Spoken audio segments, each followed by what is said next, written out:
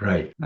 வணக்கம். இந்த இனிய மாலை பொழுதிலே மிக எத்தனையோ வேலைகள் இருக்கையிலே கொடையை பற்றி பேசுவதற்காக வந்திருக்கும் கொடையாளிகளே, உங்களுடைய நேரத்தை நீங்கள் கொடையாக அழைத்திருக்கிறீர்கள். இதை காண்பவர்களும் அவர்களுடைய நேரத்தை கொடை செய்து நல்ல பயன் அடைய வேண்டி சிறந்தாழ்த்தி வணங்கி வாழ்த்தி உங்கள் அனைவருக்கும் இந்த நிகழ்வின் ஆக்கம் எப்படி என்பதை விளக்கும் வண்ணமாக, தனக்கு மிஞ்சிதான் தான தர்மம் என்ற ஒரு கருத்து இருக்கிறது. அல்லது சில பேர் என்ன சொல்கிறார்கள், அள்ள அள்ள குறையுமா, அள்ள அள்ள குறையாத வளமா.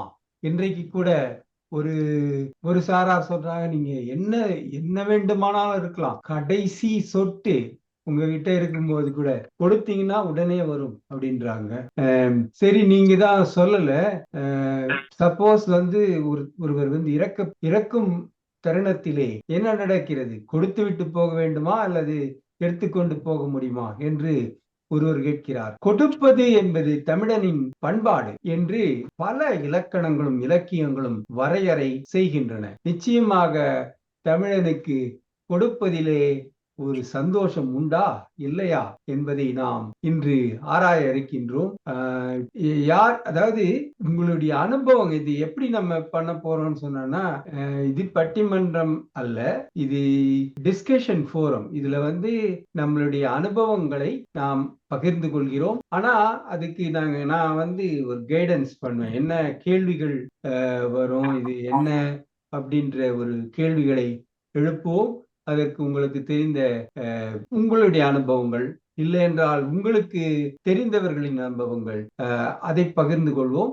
ஏன்னா இது பல இந்த மாடர்ன் வேர்ல்டுல எல்லாமே பொருள் சார்ந்த நிகழ்வுகளாக மாறிவிடும். அப்போ பொருள் சேர்ப்பது மட்டுமே வாழ்க்கை என்றான ஒரு தமிழனுக்கு இன்றைக்கு உள்ள பிரச்சனை என்னன்னா, இதுல போய் கொடுன்னா எனக்கே போறல, எனக்கு டைமும் போறல, எனக்கு எதுவுமே போதல, இதை போய் என்ன குடுன்னா நான் என்னத்த பண்றதுன்னு கேக்குறாங்க. அது உண்மைதானா எப்படின்றத நீங்க தான் சொல்லணும். இப்போ சரி, இப்போ சங்கர், உங்களுடைய அனுபவம் என்ன?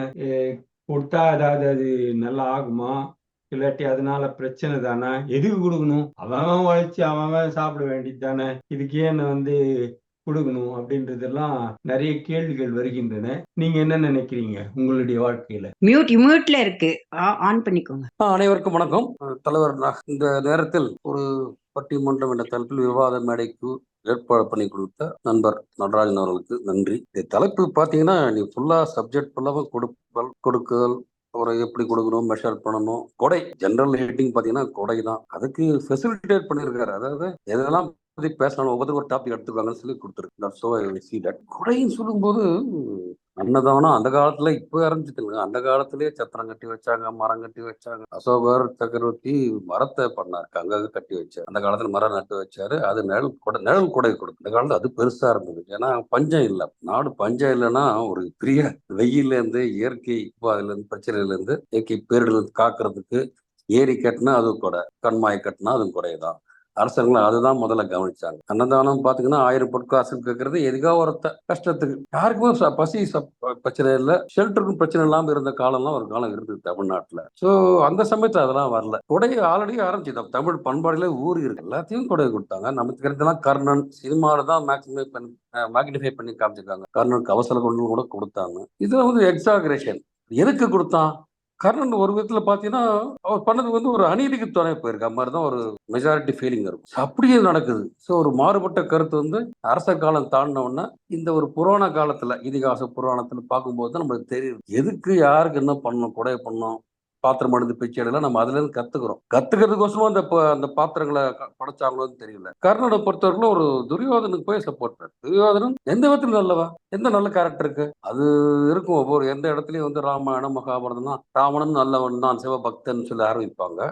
அந்த விதத்துல பார்த்தா துரியோதனுக்கு அந்த மாதிரி சப்போர்ட் பண்ணியே பேசுறது. அது இப்போ அவருக்கு போயிட்டு ஏதோ ஒரு செயின் நன்றியும் கொடையும் போட்டு மிக்ஸ் பண்ணிட்டாரு. கர்ணன் மாதிரி ஒரு நல்ல கொடையாளி செயின் நன்றிக்கு மிக்ஸ் ஆகிட்டு தேவையில்லாம கொடை கொடுத்துறாரு. ஒரு கெட்ட காரியத்துக்காக கவச குடிலை கழுத்து கொடுத்து கடைசியில இறந்தார். சோ அப்படி இருந்திருக்காங்க. இந்த காலம் பாத்தீங்கன்னா எல்லா கார்பரேட் கொடுக்குறோன்னு எண்ணம் எல்லாருக்கும் வராதுங்க. அதனால கவர்மெண்ட் என்ன பண்ணுச்சு, இப்போ ரீசெண்டாக பார்த்தீங்கன்னா டாடா, பிர்லா எல்லா கம்பெனியும் வந்து they will be making lot of profit. என்ன கொடுக்குறான் எல்லாருக்கும், விப்ரோ பிரேம்ஜி கொடுப்பார் நம்மளுக்கு தெரியும், சில பேருக்கு ரத்தன் தாத்தா கொடுப்பாரு தெரியும், ஒரு 4-5 பேர் தான் இருக்காங்க. அவ்வளோ கோடீஸ்வரன்ல கூட மனசு அவ்வளோதான் இருக்கு. ரஜினிகாந்த் கோடீஸ்வரன், உடனே காவிரி நதி இணைக்கிறேன்னு சொல்லி 1 கோடின்னு சொல்லுவாரு, ஒரு படத்துக்கே 100 கோடி வாங்குற. ஸோ அப்படிதான் வரும். மனசு ரொம்ப ரேர். பணக்கார இடத்துல ஒரு பிசினஸ் ஹாஸ்பிட்டல் கொடுக்குற மனசே கிடையாது. ஸோ தனக்கு மிஞ்சி தான் தானமாங்கிறது பார்த்தீங்கன்னா எல்லா கார்பரேட்டும் கொடுக்கும். ஸோ கவர்மெண்டே அந்த கல்ச்சர் கொண்டு வந்திருக்காங்க. வேற வழியில் சிஎஸ்ஆர் ஆக்ட் யார் 5 வருஷத்துல 5 கோடி ரூபாய் ஒரு சில கிரைட்டீரியா வச்சிருக்காங்க. 25 கோடி ப்ராஃபிட் வரணும், கண்டினியூஸா 3 வருஷம் ப்ராஃபிட்டபிளா இருக்கணும். இது மாதிரி இருந்தா 3 வருஷோட ஆவரேஜ் ப்ராஃபிட்ல 2% சிஎஸ்ஆர் ஆகணும் அப்படின்னு கம்பல் பண்ணி கொண்டு வந்திருக்காங்க. ஸோ தனக்கு மிஞ்சி இருந்தா கூட தானம் கொடுக்க மனசு வருது யார். ஸோ அந்த விதத்துல பாத்தீங்கன்னா ஒரு ஏழையா இருந்தாலும் பக்கத்து வீட்டுல கிராமத்துலாம் பார்த்துருப்போம், மாச கடைசி ஆனா பிரச்சனை. அந்த காலத்தை சொல்றேன், இப்ப எல்லாம் அன்னதானம்லாம் வர ஆரம்பிச்சிட்டு கவர்மெண்ட் ஃப்ரீயா கொடுக்க ஆரம்பிச்ச சாப்பாடுலாம். அந்த காலத்துல பார்த்து ரேஷன் அரிசி இருக்கும், அது கூட காலி ஆயிடும். இல்லடா ஒரு மிடில் கிளாஸ் பாத்தீங்கன்னா டீச்சர்லாம் ஒரு பள்ளிக்கூட டீச்சரா இருப்பாங்க, எங்க மதர்லாம் கூட இருந்திருக்காங்க. ஒரு 15 நாளுக்கு அப்புறம் பாத்தீங்கன்னா காப்பி தூள் இருக்காது, இது இருக்காது, எல்லாம் கடை வாங்குவாங்க பக்கத்துல. அப்ப கூட அவங்க வீட்டுல ஒண்ணு இருக்காது, இருந்தாலும் பாதி நீ வச்சுக்கோ நான் கொடுக்குறேன்னு சொல்றாங்க தெரியுமா, அதுதான் கொடை. தனக்கு மிஞ்சிதான் தானம் இல்ல, தனக்கு இருக்கும்போது கூட சரி பரவாயில்ல இன்னும் 5 நாள் தானே பரவாயில்லையே ஷேர் பண்ணிக்கலாம்னு கொடுக்குறாங்க தெரியுமா, அதுதான் கொடை. அந்த சாய்ஸே போச்சுங்க. எல்லாமே ஸ்விக்கியில் ஆர்டர் பண்ணுறோம், காஃபி பவுடர் பதிலாக காஃபியே ஆர்டர் பண்ணிடுறோம். அந்த கல்ச்சரே போயிடுச்சு. இப்போ தனக்கு மிஞ்சி தான் தானமாங்கிறது கல்ச்சரே போயிடுச்சு. இப்போ யார் சார் பாதிக்கப்பட்டிருக்காங்கன்னா மிடில் கிளாஸ். அந்த ஸ்விக்கி ஜொமேட்டோலாம் வேலை செய்யறாங்க தெரியுமா, அவங்க தான் ரொம்ப கஷ்டம். அதான் சுத்திட்டே இருப்பாங்க. அவனுக்கு ஒரு எஜுகேஷன் லோன் கிடைக்காது, பையனுக்கு எஜுகேஷன் லோன் கேட்டால் அவனுக்கு கிடைக்காது. அது மாதிரி செக்டார் பார்த்தீங்கன்னா அன்ஆர்கனைஸ் செக்டார் நிறைய பேர் இருக்காங்க. ஒரு விவசாயி கூட விடுங்க, விவசாயி கூட நிறைய தள்ளுபடி பண்ணிடுவாங்க திடீர்னு கவர்மெண்ட் ஓட்டுக்கோசரம். அந்த ஒரு வாய்ப்பு இந்த ஸ்விக்கி வேலை செய்யறாங்களா அவங்க மாணவர்கள் தான் ரொம்ப கஷ்டம். நாளைக்கு டிரைவர் இருக்கான், இந்த ஆட்டோ டிரைவர்லாம் இருக்கான், அவங்களாம் யார் கொடை கொடுப்பாங்க? கொடை கொடுக்குறது யார் இருக்காங்க? லோன் கூட கொடுக்க மாட்டாங்க. ஸோ இதே மாதிரி சமயத்தில் கொடைனா அதே மாதிரி ஆளுக்கு சின்சியரா பண்றான், ஆட்டோ டிரைவரா இருக்கான் ஆனா சின்சியரா இருக்கான், அவன் பையன் படிப்புக்கு தேவைப்படுது, அதை மாதிரி தெரிஞ்சு பண்றது தப்பு இல்லை.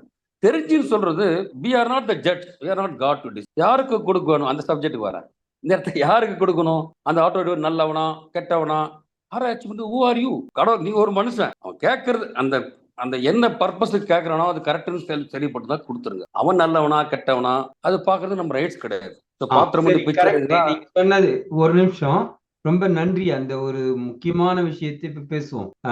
இப்ப நம்ம யாராவது வந்து கொடைன்னு கேக்குறா, ஏதாவது குழுன்னு கேக்குறாங்க, அத எப்படி நீங்க டிசைட் பண்றீங்கன்னு நீங்க எல்லாம் சொல்லுங்க ஒவ்வொருத்தரும். அப்பதான் வந்து we will have a opinion about what we are doing and how we can. So Shankar சொன்னது மிக மிக சிறப்பான ஒரு பாயிண்ட். வரவங்க கிட்ட ஜட்ஜ்மெண்டோட அவன் எப்படி கரெக்டா அவன் அது மாதிரி யோசிக்கணுமா இல்ல யோசிக்க வேண்டாமா? யார் வேணா சொல்லுங்க சார். சொல்லுங்க, எங்க இருக்கீங்க? நீ ஆளே காணுமே. ஆள் இருந்தேனே, ஆள் இருந்தா மூஞ்சிய காமிச்சா அது முதல்ல மைக்க இது பண்ண முடியல. இப்பதான் சரி சரி, அது வர மாட்டேன். சரி, மியூட்டை இப்பதான் அன்மியூட் பண்ணிருக்கேன்.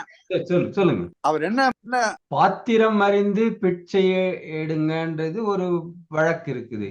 ஆனா வரவங்க கிட்ட எப்படி நம்மளால வந்து ஜட்ஜ் பண்ண முடியும்? இப்போ பெரிய பணக்காரனுக்கு ஒரு 100 கோடி தேவைப்படும், அவனும் தேவை உள்ளவன் தான். ஒரு ஏழை வந்து ஒரு 10 ரூபாய் வேணும், 100 ரூபாய் வேணும் சாப்பாட்டுக்கு, அவனுக்கும் தேவைதான். தேவை அறிந்து கொடுக்கணும்னா யாருக்கு தேவை, எப்படி தேவை அறிந்து கொடுக்கிறது? அதுக்கு திருவள்ளுவர் ஒண்ணு சொல்லி இருக்காரு, அது கரெக்டான்னு பார்ப்போம். வரியார்கொன்றிவதே ஈகை, மற்றெல்லாம் குறி எதிர்ப்பை நீர தொடைத்துன்றார். வறியவர்களுக்கு ஒரு பொருளை கொடுப்பது மட்டுமே ஈகை, மற்றவர் கொடுப்பதெல்லாம் பயன் எதிர்பார்த்து கொடுக்கும் தன்மை உடையது அப்படின்னு சொல்றாங்க. அப்போ நம்ம வந்து தினந்தோறும் இப்போ ஒரு கோவிலுக்கு போறோம், கோவில்ல ஏதோ ஒண்ணு கொடுக்குறோம், என்ன எதிர்பார்த்து அது கூட கொடுக்குறோம்னா, நான் இது கொடுக்குறேன் கடவுளே, எனக்கு வந்து கடவுள்கிட்ட பேரம் ஆரம்பிக்கும், நான் இது கொடுக்குறேன் நீ எனக்கு கொடு அப்படின்றோம். அது கரெக்டா? இல்லாட்டி இல்ல கோவில்ல போய் கொடுக்கறது கரெக்டா? இல்ல சார் கோவில்ல போய் உண்டியில போறதுனால யாருக்கு எந்த விதமான பிரயோஜனமும் கிடையாது. சரி, அதாவது கோயில்ல போய் நீங்க 4 கோடிக்கு தங்க கிரீடம் பண்ணி கொடுக்குறீங்க சாமிக்கு, சரி, அதுக்கு பதிலா ம். ஒரு தொழிற்சாலையை அமைச்சு ஒரு 100 பேருக்கு வேலை கொடுத்து அவங்களுக்கு டெய்லி உண்பதற்கும் உடுப்பதற்கும் இருப்பதற்கும் வசதி பண்ணி கொடுத்தீங்கன்னாக்கா அதை விட மிகப்பெரிய சேவை, தள்ளனமில்லாத சேவை வேற எதுவும் கிடையாது. நீங்க சொல்லுங்கம்மா. என்ன என்ன அதாவது எப்படி இப்போ நீங்க கூட இந்த வக்கீல்கள்லாம் இலவசமா கூட செய்றீங்க.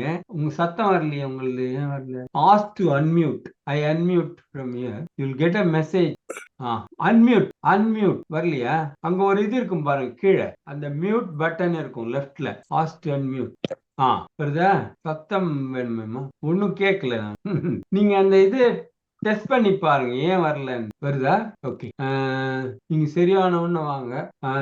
ஆனந்த் சார், இப்ப எப்படி உங்களை தேடி ஒருத்தன் வரான். அவன் ஐயா எனக்கு பையனுக்கு ஃபீஸ் கட்டுறதுக்கு எனக்கு ஒரு 10,000 வேணும்ன்றான். What will you do? Unmute. Your sound is not coming. இல்ல சார், மைக் அன்மியூட் பண்ணு. Mic unmute. Unmute the mic. Mic இங்க இருக்கு, மியூட் இருக்கு, அன்மியூட். அதை மாத்தணும். லதா நீங்க சொல்லுங்க. எல்லாரும் மைக் அன்மியூட். வணக்கம். வணக்கம். ஈவினிங் பொழுதுக்கு எல்லாருக்கும் நான் சொல்றேன். இப்ப சங்கர் அவர் சொன்னாரு, சுயநலம் அப்படின்றதுக்கு நிறைய உதாரணம் சொன்னாரு. அப்ப இருந்த நிலைமைக்கும் இப்ப இருக்கிற நிலைமைக்கும் நிறைய வித்தியாசங்கள் சொன்னாரு. ஆக்சுவலா கரெக்ட். அது எதுவுமே எதிர்பார்க்காம இல்லாம தங்கிட்ட இல்லாம இருக்கும்போது கொடுக்கிற கொடைதான் உண்மையான சுயநலமற்ற கொடை. இப்ப இருக்கிறதுல யாருக்குமே அந்த இது இல்லை. நான் வாழணும், எனக்கு வீடு வாங்கணும், ஒரு வீடு வாங்கினேன்னா 4 வீடு வாங்கணும், என் ஃபேமிலி நல்லா இருக்கணும், என் பொண்டாட்டி நல்லா இருக்கணும், என் குழந்தைகள் நல்லா இருக்கணும் அப்படிங்கிற மாதிரியான ஒரு சூழ்நிலையில இப்ப நம்ம வாழ்ந்துட்டு இருக்கிறது. இதுலயும் இப்ப என்ன பண்றாங்கன்னா, எல்லாருக்குமே இப்ப நிறைய எல்லா இடத்துலயும் பக்தின்னு சொல்லிட்டு எல்லாரும் அங்கங்க கோவில், அங்கங்க ஒரு சாதுக்களை உருவாக்கிடுறாங்க. ஒவ்வொரு கோவிலை கட்டிட்டு அந்த கோவிலுக்கு நீங்க டொனேட் பண்ணுங்க, இந்த கோவிலுக்கு டொனேட் பண்ணுங்க, இந்த கோவில்ல வந்தா இந்த மாதிரி உங்களுக்கு பலன் கிடைக்கும், அந்த கோவிலுக்கு வந்தா அந்த மாதிரி பலன் கிடைக்கும்னு அப்பெல்லாம் ஒரே இது கடவுள், ஒரே இது அப்படின்னு சொல்லி ஒரு சில கோவில்கள், இப்ப முக்கியமான கோவில்னாக்க இந்த கோவில், கஞ்சி வரதராஜர், காமாட்சி அம்மன் கோவில், அப்படி குறிப்பிட்ட கோவில்களுக்கு நம்ம போயிட்டு வந்திருக்கு. அதுவே ஒரு புண்ணியம் இத்தனை வருஷம் அப்படின்னா. இப்ப பாருங்க, தெருவுக்கு கோவில் ஆரம்பிச்சுட்டு எங்களுக்கு அனுப்புங்க, நாங்க செய்கிறோம், எங்களாலதான் உங்களுக்கு அது கிடைச்சது இது கிடைச்சதுன்றாங்க. அப்புறம் அன்னதானம் பண்ணுங்க, அதை கொடுங்க, இதை கொடுத்தா இதனுடைய பலன் கிடைக்கும், இது கிடைச்சா இது கிடைக்கும்னு சொல்லிட்டு ரொம்ப மனுஷங்களை போட்டு அப்படியே கன்ஃபியூஸ் பண்ணிடுறாங்க. அதனால எங்க கொடை எதுல எங்க உண்மையா நம்ம கொடுக்கணும் அப்படிங்கறதே நமக்கு தெரியாம போயிடுறது. சரி, அதுக்கு முன்னாடி ஒரு சின்ன இது சொல்லலாம். கொடுப்பது என்பது நம்ம இதுவரையிலும் பணத்தை கொடுக்கறது மட்டுமே தான் யோசிச்சு கொண்டிருக்கோம். அப்படி அது மட்டுமே உண்மை கிடையாது. அதுதான் தலைவரே நான் சொல்ல வர்றது. அதுக்குதான் முதல் எதுக்கு சொல்ல வந்தேன்னா, இப்ப அந்த மாதிரியான ஒரு சிச்சுவேஷன்ல நம்ம எப்படி சுயநலம் இல்லாம உதவி செய்யலாம் அப்படிங்கறதுக்கு தான் நான் வரேன். எப்படின்னா, முன்ன நிறைய ஒருவரை பேச விட்டு அப்படி இல்ல, கேக்குறோம், அந்த கொஸ்டினை சால்வ் பண்றோம் எல்லாரும். எப்படின்னா, சரி இப்ப நம்ம சுயநலம் இல்லாம இருக்கணும் அப்படின்றதுடைய நோக்கம் என்ன? ஏன் சுயநலம் இருக்கக்கூடாது? சுயநலத்தினால என்ன போட்டி, பொறாமை, கோபம், என்னோடது உன்னோடது. சரி, அது அப்புறம் வேற யாராவது? ஹலோ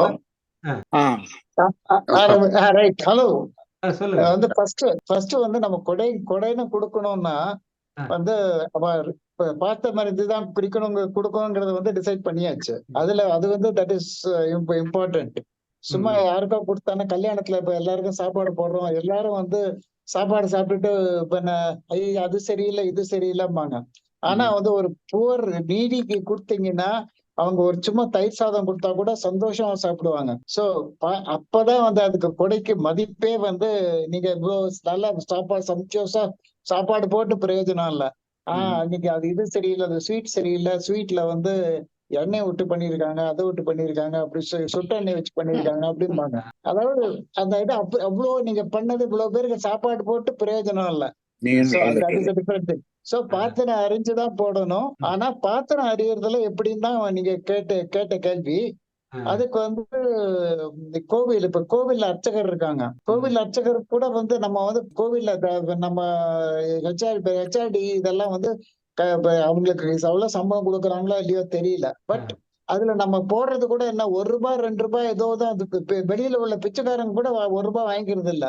ஆனா நம்ம வந்து அந்த தட்டுல என்னவோ நம்ம ₹1 போடுறோம். அவங்களும் எதை பத்தியும் கவலைப்படாம நீங்க தட்டுல என்ன போடுறீங்கன்னு கேட்டு வாங்கல, சரி, ஒரு தட்டுல நிமிஷம் ஊட்டுறாங்க. ஒரு நிமிஷம் நான் இன்டர்ஃபியர். நம்ம வந்து இப்ப எப்படி இத அணுகுறோம் சொன்னா, ஒரு பிராட் ஆங்கிள், அதாவது சின்ன சின்ன விஷயங்கள் வந்து இருக்குது. அதுக்கு மேல போய் ஏன் முதல்ல வந்து நான் கேள்வி என்னன்னா, ஏன் நம்ம செல்ஃபிஷா இருக்கக்கூடாது? ஏன் செல்ஃப்லெஸ்ஸா இருக்கும்? அம்மா நீங்க சொல்லுங்க, வந்துட்டீங்களே. பத்மா அரவிந்தம். அனைவருக்கும் வணக்கம். ஆக்சுவலி வந்து இந்த கொடுக்கறத பத்தி பேசணும்னு சொல்ல போனோம்னா, தன்னலமற்ற சேவை, அதாவது சொல்லுவாங்க வலது கையில கொடுக்கறது வந்து இடது கைக்கு தெரியக்கூடாது அப்படின்னு சொல்லுவாங்க எப்பொழுதுமே. நம்ம என்ன செய்யறோங்கிறத வந்து போட்டோ பண்ணியோ இது பண்ணியோ பெருமிதப்படுத்தி தற்பெருமை பண்ணி மத்தவங்களுக்கு தெரியறதுக்காண்டி செய்யறது கொடை கிடையவே கிடையாது ஆயிடும். அதுக்கு நிறைய எக்ஸாம்பிள் இப்ப முன்னாடி சொன்ன மாதிரி எல்லாருமே சொன்னாங்க. இதுல ஒரு விஷயம் சொல்லணும். ஒரு பழமொழி சொல்லுவாங்க, முழு பூசணிக்காவ சோத்துல மறைச்ச கதையா அப்படின்னு சொல்லுவாங்க. அந்த பழமொழிக்கு பின்னாடி ஒரு கதை இருந்ததுதான். ஆக்சுவலி ஒரு ஊர்ல வந்து ஒருத்தர் நல்ல வெல்வெஷ்டா இருந்திருக்காரு, பணக்காரரா இருந்திருக்காரு. ஆனா அவருக்கு வந்து எப்படின்னா தெரியாதனமா அந்த ஊர்ல பூசணிக்காவ வந்து பறிச்சுட்டு போய் வீட்டுல சமைச்சிட்டாரு. அதை எல்லாரும் பாத்துட்டாங்க. பார்த்தோன்னே என்ன இது, இவர் இவ்வளவு பெரிய பணக்காரரா இருந்துட்டு இவர் போய் பூசணிக்காவை திருடி குழம்பு வைக்கலாமா அப்படின்னு சொல்லிட்டு யாரு அவங்க வீட்டுக்கு வந்தாலும் அந்த அந்த அவர் பேரையே மறந்து போய் பூசணிக்காய் திருடினவங்க, அந்த பூசணிக்காய் திருடவங்க பக்கத்துலதான் அந்த ஹாஸ்பிட்டல், பூசணிக்காய் திருடவங்க பக்கத்துலதான் அந்த ஹோட்டலு, இப்படி அவங்க வீட்டை வந்து ஐடென்டிபிகேஷன் எப்படி ஆயிடுச்சுன்னா பூசணிக்காய் திருடினவங்க அப்படின்னு ஆயிடுச்சு. இது அப்படி ஜென்ரேஷன் போய்கிட்டே இருக்கு. போயிட்டே இருந்தது. அவங்க எவ்வளவு நல்ல காரியம் பண்ணியும் அந்த பேரை வந்து மாத்தவே முடியல. தாத்தா பண்ணி கொள்ளு தாத்தா பண்ணி பூசணிக்காய் திருடி சமைச்சு சாப்பிட்டு எல்லாமா மாறிடுச்சு. ஜென்ரேஷன் வச்சு அப்புறம் ஒரு 4வது ஜென்ரேஷன்ல ஒரு அவன் பேரை வந்து நம்ம தாத்தா வந்து தெரிஞ்சோ தெரியாமலோ பூசணிக்காவை ஏதோ இருக்கிற பூசணிக்காவை எடுத்து பண்ணிட்டாரு. ஆனா இந்த பேரை நம்ம எப்படி மாத்துறது அப்படின்னு சொல்லிட்டு என்ன பண்ணாரா, தான் வீட்டுல வந்து அன்னதானம், யார் வந்தாலும் சோறு போடப்படும், அதாவது சமைச்சு அன்னைக்கு செஞ்சு எல்லாரும் எத்தனை பேர் வந்தாலும் அவங்க வீட்டுல வந்து சாப்பாடு உண்டு, நீங்க எந்த நேரம் போனாலும் அவங்க வீட்டுல சாப்பிட்டு வரலாம் அப்படின்னு கொண்டு வந்தாராம். எல்லாருக்கும் பூசணிக்காய் சாம்பாரோட சாப்பாடு.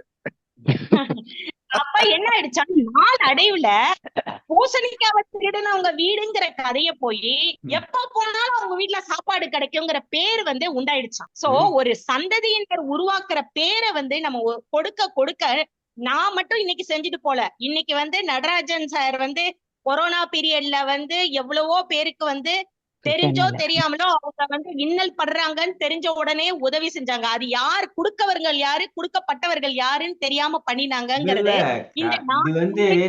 இதுல முக்கியமான விஷயம் என்ன இருக்குதுன்னா, இந்த மீட்டிங் வந்து இன்னும் கொஞ்சம் வந்து ஈகோ குறையணும்ன்றதுக்காக மீட்டிங் கூட்டியிருக்கோம். அதாவது என்ன பர்பஸ் ஆஃப் செல்ஃப்லெஸ்னஸ், ஏன் செல்ஃப்லெஸ்ஸா இருக்கணும் அப்படின்றதுக்கு தெரியுமா?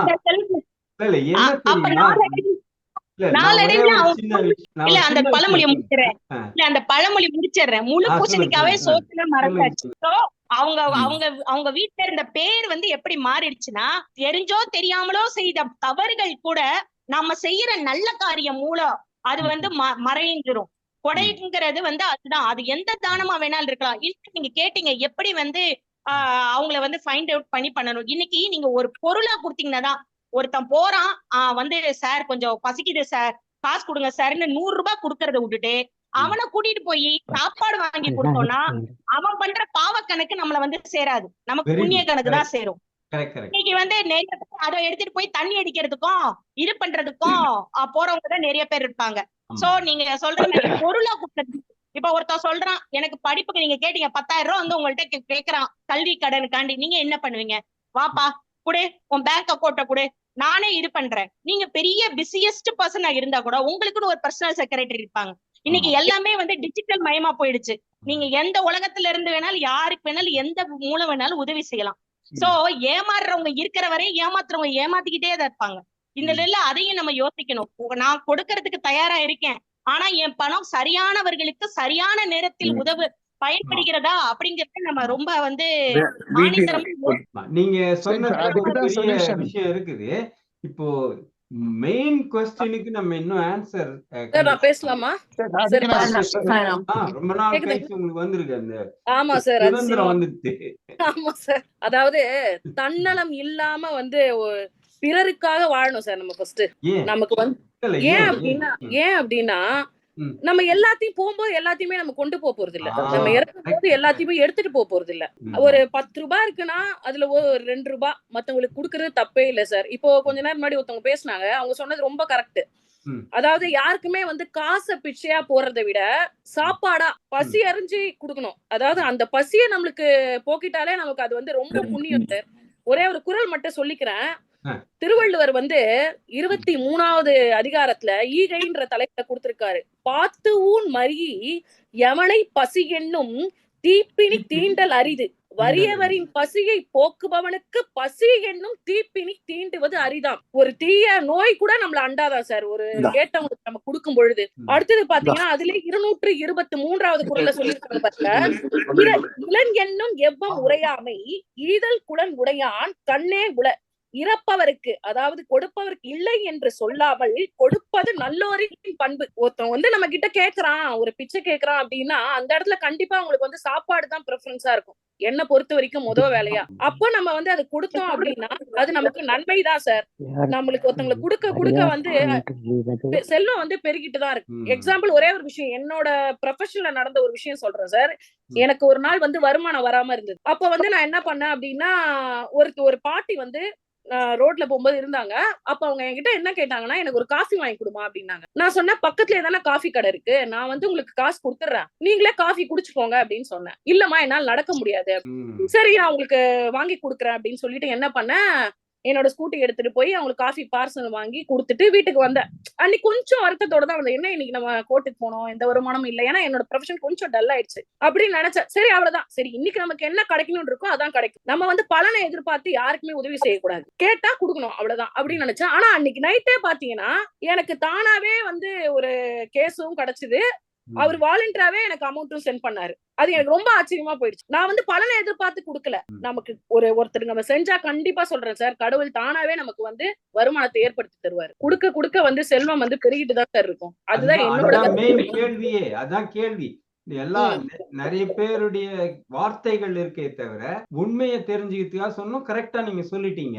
எனக்கு அது உண்மை. ஆனா நம்ம அது எதிர்பார்த்து செய்யறது இல்லை. இருந்தாலும் அந்த விதி ஒண்ணு இருக்குது இல்லையா, கர்மான்றது நீங்க பண்ணது திருப்பி வரும். எனக்கு வேண்டாம் அப்படின்னு சொன்னா கூட அது வருது. அதனால இப்ப நம்ம கொடுக்கறது லைக் இன்வெஸ்ட்மெண்ட் இன் அ பேங்க். இதை புரிஞ்சுக்கிட்டாலே உலகத்துல உள்ள பலவிதமான பிரச்சனைகள் தீர்ந்துடும், இந்த ஏழ்மைகள்லாம் போயிடும். அப்படி இருந்தா கண்டிப்பா கண்டிப்பா சார். நான் இதுல நிறைய பலனை அனுபவிச்சிருக்கேன் சார். கல்பனா மேடம் நீங்க சொல்லுங்க. ஓகே, இங்க மேடம் சொன்ன மாதிரி ரொம்ப கரெக்ட். அதாவது தன்னலமற்ற ஒரு செயல் தான் நமக்கு உதவும். Be as you are, that is very important. ஒரு சின்ன ஒரு கதை. ஒரு புத்த பிக்ஷு இருந்தாராமா.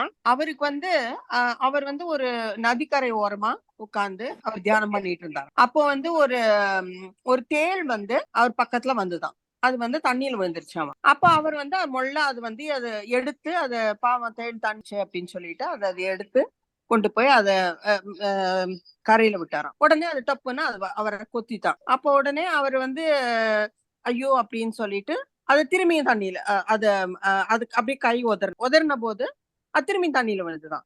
உடனே அவர் இதை எடுத்து அதை திரும்பியும் அதை கொண்டு வந்து அதை கரையில் விட்டாராம். கரையில் விட்ட உடனே திரும்பியும் அது கொட்டிடுச்சான். இப்படியே அவர் தண்ணியில விழவும் அது அவரை காப்பாத்துறதும் அது அவரை கொட்டுறதும் இதே மாத்தி மாத்தி மாத்தி இப்படியே நடந்துட்டு இருந்தான். அப்போ அங்க அது வழியா ஒரு வழிபோக்கன் போயிட்டு இருந்தானா. அப்ப அவன் சொன்னானா, என்ன சார் நீங்க புத்த பிக்ஷு நீங்க அந்த தேளை காப்பாத்திட்டே இருக்கீங்க, அது உங்களை கொட்டிட்டே இருக்கு அப்படின்னு அவர் கேட்ட போது அவர் சொன்னாராம், அதோட இயல்பு அதுக்கு கொட்டுறது அதோட இயல்பு. என்னோட இயல்பு நான் அதை காப்பாத்துறேன். சோ நம்ம இயல்போடு நம்ம இருந்தோம்னா கண்டிப்பாக அது பலனை கொடுக்கும், கண்டிப்பாக நமக்கு கொடுக்கும். அதனாலதான் அவர் புத்த பிக்ஷுவா இருந்தாரு. அதனாலதான் அவருக்கு நல்ல ஒரு ஒரு என்ன சொல்றது, அவருக்கு வந்து ஒரு நல்ல ஒரு எண்ணங்களும் ஒரு நல்ல ஒரு செயல்களும் அவரால் செய்ய முடிஞ்சது. ஏன்னா அதுதான் அது எங்களுக்கும் ஐ மீன் இது வந்து மிக மிக முக்கியமான விஷயம். பகவத்கீதையிலேயே சொன்னது பலனை எதிர்பார்க்காத சின்ன ஒரு மட்டும்தான் நமக்கு வந்து அது பலனாக அடையும். அப்போ ஒரு விஷயம் நான் வந்து உணர்வது என்னன்னா, நம்ம எல்லாருமே இந்த ஏன் வந்து ஒருத்தருடைய நிறம் எப்படி இருக்குது, ஒருத்தருடைய உருவம் எப்படி இருக்குது, ஒருத்தருடைய கல்வி இப்படி இருக்கிறது, ஒருத்தருடைய தொழில் இப்படி இருக்கிறதுன்னா, நான் இன்னென்ன செய்ய போகிறேன் சொல்லி ஒரு அக்ரிமெண்ட் போட்டுட்டு தான் வந்திருக்கோம் அந்த உலகத்துக்கு. அப்படி வரும் பொழுது இதெல்லாம் மறந்துடும். வரும் பொழுது என்னுடைய வேலை வந்து டெலிகேஷன் இதுதான் கொடுத்திருக்காங்க. இப்படி ரொம்ப சுலபமான விஷயத்த நம்ம ரொம்ப கன்ஃபியூஸ் பண்ணிக்கிறோம். அப்படி இருக்கும்போது என் வேலைதான் நான் பண்ணணும். நீங்க சொன்னது மிக மிக கரெக்டான விஷயம்.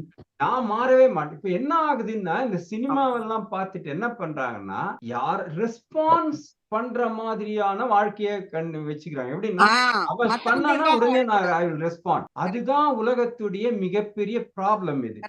ஈவன் கொடுமையான ஆட்கள் கூட, புதின் கூட வாட் எவர் ஹேப்பன் நான் இப்படிதான் இருப்பேன்டா. அப்படி இருக்கும்போது நம்ம வந்து ஒவ்வொரு நிமிஷமும் அவன் பண்ணானா அவன் வீட்டுல முன்னாடி வந்தது ஒரு 30 வருஷத்துக்கு அவன் வீட்டுல டிவி இருக்கா நான் வாங்க போறேன் இப்படி இருந்தது. இப்ப எப்படி தெரியுமா, ஒரு வார்த்தை அவன் ஆரம்பிக்கிறதுக்கு முன்னாடி அவ சொன்னாலும் நான் சொல்றேன். இப்படித்தான் உலகம் மாறி போச்சு. அப்போ ரொம்ப சுலபமான விஷயம் என்னன்னா, நான் இப்படிதான் இருப்பேன், என் உடம்பு இதுதான், எனக்கு கொடுக்க வேண்டியது என்னுடைய கடமை. அது வந்து இஸ்லாத்துல வந்து இவ்வளவு ஒரு பர்சன்டேஜ் கொடுக்கணும்னு இருக்குது. 5% அது மாதிரி இருக்குது. 10% கிறிஸ்டியானிட்டிலையும் 5% இருக்கான். நம்ம வந்து என்ன சொல்றோம், அந்த 5% போராதுன்றது ஆர்குமெண்ட், அதெல்லாம் வேற. இது இஸ்லாம்ல 10% கூட போக்கலாம். ஆனா இந்து பிலாசபில என்ன சொல்லுதுன்னா, இருக்கிற பொருளே ஒன்று கிடையாது. இது நான் கொடுத்திருக்கிறது எல்லாமே ஒரு நீ என்னுடைய வேலையை பண்றதுக்காக தான் இந்த பணம். அவங்க ரெண்டு இதுவும் வந்து எப்படின்னா, பணத்தை கொஞ்சம் வந்து பேஸ் பண்ணினதான மனப்பாங்கு பல பேருக்கு இருக்குது. அதுல நம்ம இதுல அடிச்சு சொல்லுது, இந்த பணம் இது எல்லாம் எதுவுமே என்னுடைய கடவுளுடைய காரியத்தை செய்வதற்காக மட்டுமே கொடுக்கப்பட்டிருக்கிறது. அது நிறைய எப்படின்னா, இந்த உடம்பு இருக்கு இல்லையா, அது இந்த உடம்பே வந்து மற்றவர்களுக்கு ஹெல்ப் பண்றதுக்காக தான். பரோபகாரார்த்தா இதம் சரீரம் அப்படின்னு சொல்றாங்க. அப்படி இல்லைன்னா வியாதி வருது. நான் பார்த்துட்டேன். நம்ம பணத்தை வந்து நமக்காக நினைச்சோன்னா உடனே ஒரு செலவு வரும், எடுத்துன்னு போயிடலாம். இது உண்மை. உடுப்பதற்காகத்தான் நம்ம கிட்ட பணமே கொடுக்கப்பட்டிருக்கிறது. நான் உணர்ந்திருக்கேன். இப்போ ஆனந்த் ஐயா நீங்க சொல்லுங்க. வந்து நீங்க சொன்ன பாயிண்ட் வந்து சரியான பாயிண்ட். ஆனா வந்து நீங்க இதெல்லாம் கொடுக்கணுங்கிற மனசு வந்து எல்லாருக்கும் இருக்கு. ஆனா எத்தனை பேர் கொடுக்கறாங்கிறது கணக்கு. எல்லாருக்கும் பரோபகாரம் எதுவுமே எதிர்பார்க்காம கஷ்டப்படுறவங்களுக்கு கொடுக்கணும் ஆசைப்படுறோம். அந்த மனசு இருந்தா கூட, நம்மளுக்கெல்லாம் நம்ம ஹிந்து மதத்துல எல்லாம் சொன்ன மாதிரி இருந்தா கூட, பட் நம்ம வந்து யாரும் பண்றது இல்லை. ஏன்னா ஒரு நிமிஷம், கொடுப்பது என்பது பணம் என்பதை மட்டுமே வச்சு நம்ம பேச வேண்டாம். ஏன்னா கொடுப்பது என்பது என்னுடைய டைம் கூட கொடுக்கலாம். கொடுப்பது என்பது நான் ஒருத்தனுக்கு படிப்பு சொல்லி தரலாம், நாலேஜை கொடுக்கலாம். கொடுப்பது என்பது அவசரமா ஒருத்தன் போயிட்டு இருக்கான், அவனுக்கு தண்ணி கொடுக்கறதா கூட போதுன்றதுதான் நம்முடைய கலாச்சாரம். அதனால கொடுப்பது என்பதை பணம் கொடுப்பது என்று நம்ம எடுத்துக்க வேண்டாம். இல்ல, பணம் கொடுக்கறது மட்டும் இல்ல, சர்வீஸ் எடுத்துட்டா கூட வந்து அந்த மென்டாலிட்டி வந்து இப்ப எதுக்கு முதல்ல பணத்துல வந்துடுறேன். ஏன்னா எல்லாராலையும் வந்து எந்த சர்வீஸ் பண்றதுக்கு ரெடியா இருக்கு, டைம் இருக்காது, இது இருக்காது, நெசசிட்டி வரும்போது வர முடியாது. சோ ஈஸியஸ்ட் திங் தர்மம் கொடுக்கறது வந்து பணம் கொடுக்கறதா ஈஸி. அதுக்கு கூட இப்ப முஸ்லிம்ஸ் இவங்க சிக்கெல்லாம் வந்து தன்னோட சம்பளத்துல வந்து ஒரு 5% வந்து எடுத்து வச்சிடுறாங்க. பார்சிஸ், நீங்க டாடா எல்லாம் டாடா வந்து இவ்வளவு இன்ஸ்டிடியூஷன்ஸ் இருக்கு. பார்சிஸ் வந்து தேர் ஒன்லி அபவுட் 0.5% என்னவோ, அதை விட கூட குறைச்சலான பாப்புலேஷன். ஆனா வந்து நீங்க நிறைய காலேஜஸ், நிறைய இன்ஸ்டிடியூஷன்ஸ், மகாராஷ்டிரால ஃபுல்லா பாத்தீங்கன்னா அவங்கதான். சோ படிப்புக்காகவும் அவங்க வந்து எஜுகேஷன் இன்ஸ்டிடியூஷன்ஸ் கட்டியிருக்காங்க. ஹாஸ்பிட்டல்ஸ் அவங்க கட்டின மாதிரி டாடா மெமோரியல்ஸ் அது இதுன்னு சொல்லி டாடா மட்டும் இல்ல, மற்றபடி பார்சிஸ்ல வந்து ரூபி இது இருக்கு, நிறைய ஹாஸ்பிட்டல்ஸ் இருக்கு, எக்கச்சக்க ஹாஸ்பிட்டல்ஸ் இருக்கு. சோ அவங்க எல்லாருமே வந்து தே வாலண்டரிலி தே வந்து அந்த ஒரு they make it as habit to spend money, அதாவது ஒரு பர்சன்டேஜ் மணி வந்து கொடுக்கணும்னு சொல்லிட்டு. அதே மாதிரி நம்மளும் இப்ப வந்து நிறைய ஒரு நல்ல பாத்து நீங்க யாருக்கு கொடுக்கணும்னு சொல்லி சொன்னீங்க, பாத்திரம் வரைந்து கொடுக்கணும்னு சொல்லிட்டு. அப்ப நம்ம வந்து ஆஸ்பத்திரிக்கு முன்னாடி போனோம்னா ஆஸ்பத்திரிக்கு முன்னாடி நிறைய பேர் நிக்கிறாங்க.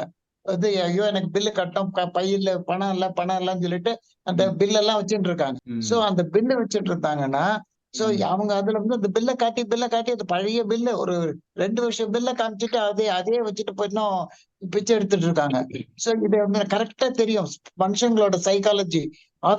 ஹாஸ்பிட்டலுக்கு முன்னாடி நின்னானா எல்லாம் கொடுத்துருவா பாவம் அப்படின்னு சொல்லிட்டு. சோ அப்படி ஏமாந்து போகாமலும் இருக்கணும். சோ ஒரு ரியலான பேஷண்ட்னா நீங்க இவங்க சொன்ன மாதிரி காசு வாங்கி கொடுக்குற மாதிரி நானே போய் பணத்தை கட்டுறேன், நான் உனக்கு எங்க பணம் கட்டணுமோ சொல்லு, நான் பணம் கட்டுறேன்னு சொல்லி அவங்க காசு வாங்கி கொடுத்த மாதிரி நேர போய் கட்டலாம். இல்லாட்டி வந்து இந்த இன்ஸ்டிடியூஷன்ஸ் இப்ப சிஎம்சி டாடா மெமோரியல் இந்த மாதிரி இவங்க எல்லாம் வந்து இது ஒரு ஃபண்ட் வச்சிருக்காங்க. சோ அதுல வந்து நம்ம அந்த ஃபண்டுக்கு நம்ம வந்து பணம் கொடுக்கலாம். ஏன்னா நம்ம ஆள் வந்து பார்த்து அவங்க இப்ப உலகத்துல யாரு உண்மையா பண்றாங்க கேக்குறாங்க, உண்மையா பொய்யா கேக்குறாங்கன்னு சொல்லிட்டு தெரியாது. இப்ப ஒண்ணும் இல்ல, இப்ப ரீசெண்டா ஒரு சின்ன விஷயத்த வந்து நம்ம இப்போ முடிவு பண்ணலாம். எப்படின்னா, இப்போ கொடுப்பது அப்படின்றது நம்ம வந்து அளவை பொறுத்துதான், இல்லாட்டி ஓகே 2-3 சொல்றேன். அளவு நான் வந்து நிறைய இப்போ ஒரு ஆளுக்கு எவ்வளவு முடியுமோ அதுல இருந்து ஒரு பர்சன்டேஜா கணக்கு பண்ணலாமா, இல்லாட்டி ஒரு ஆளு ஒரு ரொம்ப அவசரமா ஒரு ஆளுக்கு வேணும் அப்ப கொடுக்குறாரு கரெக்டா. அந்த நண்பனை பத்தி சொல்லுவாங்க, அவன் கரெக்டா அந்த கை வந்து எப்படி வேஷ்டி அவந்து உயர மாதிரி இருக்கும்போது கை வருதோ அப்ப வர மாதிரி வருவானா நண்பன். அந்த மாதிரி இருக்கிறவன் தான் நண்பன் சொல்லி திருவள்ளுவர் சொல்றாரு. சோ இப்படி நம்ம வந்து அலசி ஆராய்ஞ்சி நிறைய கேட்டு கொடுக்குறோம். சில பேர் அவசரமா கேட்பான், அப்போ கொடுக்கறது அதோட மதிப்பு அதிகமா கம்மியா அப்படின்றது. சங்கர் நீங்க சொல்லுங்க. இப்போ அவசரம் சொல்லி ரொம்ப அகைன் அந்த ஒரு பாயிண்ட் தான் சொல்லுவேன், ஜட்ஜ்மெண்டா நம்ம இருக்க முடியாது. ஃபார் எக்ஸாம்பிள் பாத்தீங்கன்னா எங்க வீட்டு வேலைக்காரமா கேட்டாங்க, போன வருஷம் மே மாசம் என் பேரனுக்கு, அவங்க வந்து 58 வயசு, அது பாவம், புள்ள வீட்டுல இருக்காங்க. பொண்ணு கஷ்டப்படுறான்னு ஒரு ஏக்கம் இருக்கு. பொண்ணு மட்டும் தான் கல்யாணம் ஆயிருக்கு, பிள்ளைக்கு குழந்தை இல்லை. இவங்க வேலைக்கு போக வேண்டிய அவசியமே இல்லை, ஆனாலும் வேலைக்கு போயிட்டு இருக்காங்க. மாசம் 5000 ரூபாய் வீட்டு வேலைக்கு இதை கொடுத்துட்டு இருக்கோம். அவங்க கேட்டாங்க, அப்ப சரி என் பேத்தி படிப்புக்கு கொடுக்கணும் ஆசைப்படுறாங்கன்னு, உடனே ஒரு கடனா கொடுங்கன்னு கேட்டாங்க. ஒரு 10,000 ரூபாய் கேட்டாங்க. நான் வந்து அப்படியே 10,000 ரூபாய் கொடுத்துட்டு திரும்பியே தரவணங்க நீ வச்சுக்கோங்கன்னு கொடுத்துட்டேன். இதே இன்னொரு தேவை வந்தது. அதே சமயத்துல எங்க ஒரு பிசினஸ் ஆரம்பிக்கணும்னு கேட்டான். என்னோட பழக்கம் யாரு கத்து கொடுத்தாங்க தெரியல, we cannot be judgmental. உங்ககிட்ட பைசா இருந்தா கொடுத்துருங்க. அதே மாதிரி 2வது ஒரு வருஷம் பைசா இருந்தா கொடுத்து போது சொல்லுது, அந்த பணம் வராட்டா கூட நீங்க ரோட்ல நிக்க மாட்டீங்க. அந்த ஒரு தற்காப்பு ஒண்ணு இருக்கணும், அது மனநிலை வரணும். இப்போ 1 கோடி இருக்கவங்க 5 லட்சம் போனா பரவாயில்ல, 20 லட்சம் போனா கூட பரவாயில்ல, அவனுக்கு மனசு வராது. எனக்கு வரும் 1 கோடி இருந்தா 5 லட்சம் கூட கொடுத்துட்டு பரவாயில்ல தரட்டா பரவாயில்ல, நம்ம வந்து நல்ல காரியம் கேட்டிருக்கான். Okay, very good point. அது எப்படின்னா பத்மா நீங்க சொல்லலாம், நீங்க கூட, அதாவது நம்ம கொடுத்துட்டு அது திருப்பி வரும்னு எதிர்பார்த்து வர்றது ரொம்ப கஷ்டம். அதனால ஒரு மிக ஈஸியான நம்ம வந்து மைண்ட் எப்பவுமே சந்தோஷமா இருக்கிற ஒரு விஷயம் என்னன்னா, எவ்வளவு கொடுக்க முடியுமோ கொடுத்துருது. அது வரும்ன்ற எண்ணமே இருக்கக்கூடாது.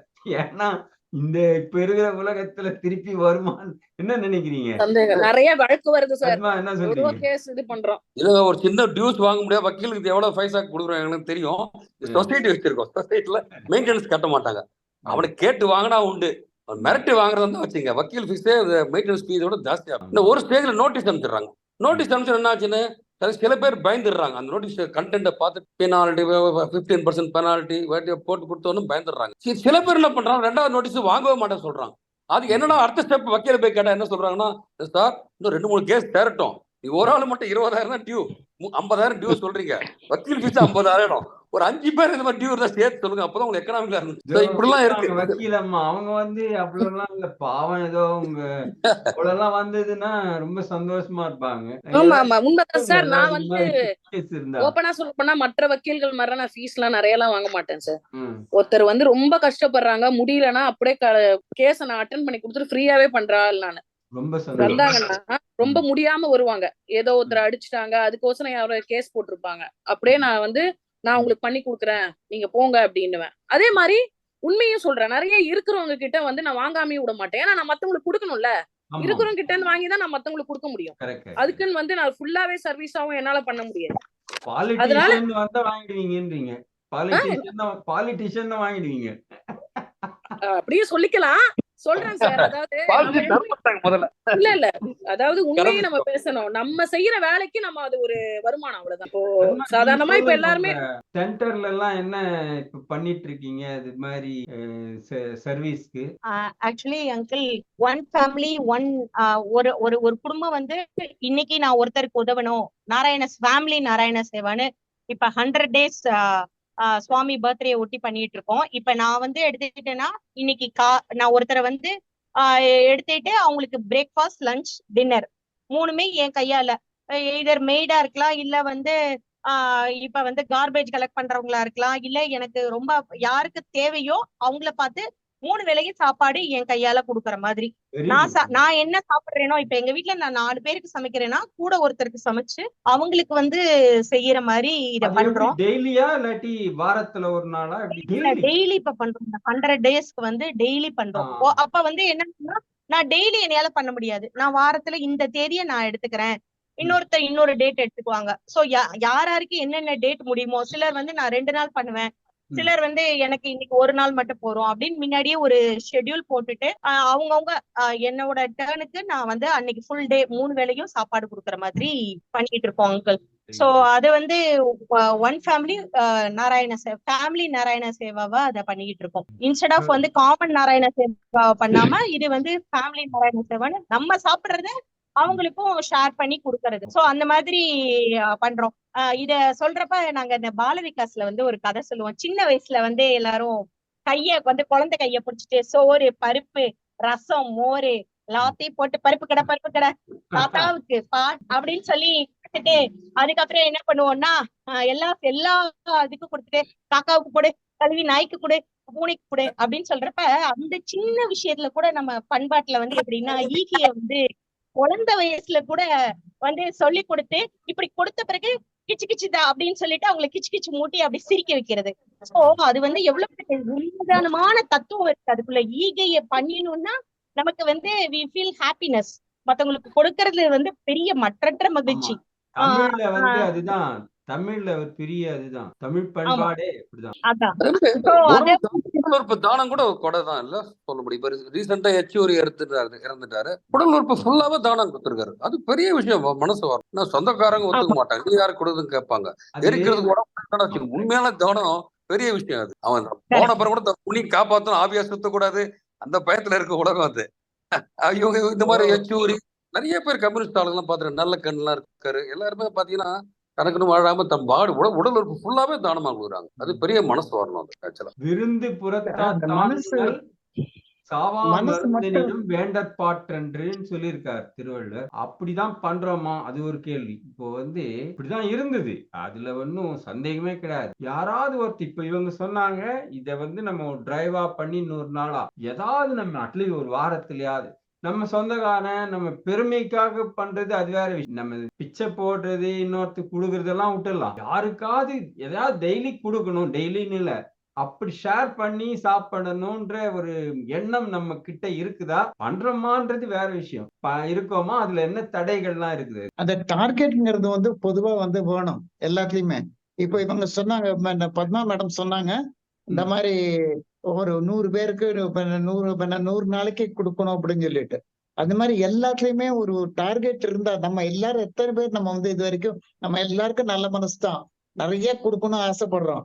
ஆனா இது வரைக்கும் ஆக்சுவலா என்ன கொடுத்துருக்கோம் அப்படின்னு சொல்லி கணக்கு பண்ணி பாத்தீங்கன்னா ரொம்ப ஒண்ணும் கொடுத்துருக்க மாட்டோம். அதுக்கு யாரும் வந்து என்னை கேட்கல அப்படின்னு சொல்லலாம். அதை விட அதுக்குதான் நான் வந்து பொதுவா அந்த பார்ட்டிஸ் அண்ட் இவங்களை வந்து கம்பேர் சொல்ல வந்தேன் நானு.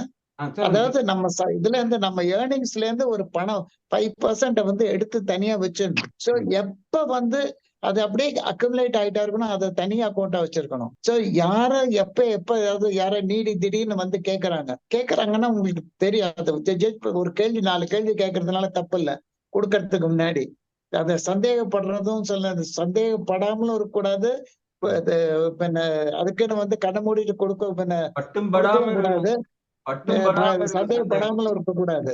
சோ அது ஒரு ஜட்ஜ் 2-3 கேள்வி கேட்டு அதுல இருந்து தெரிஞ்சு போயிடும். we can know who is right or who is wrong. So அதுல வந்து கேட்டுட்டு நீங்க அந்த ஃபண்ட் வச்சிருக்கீங்களா, அந்த ஃபண்ட்ல இருந்து எடுத்து கொடுங்க.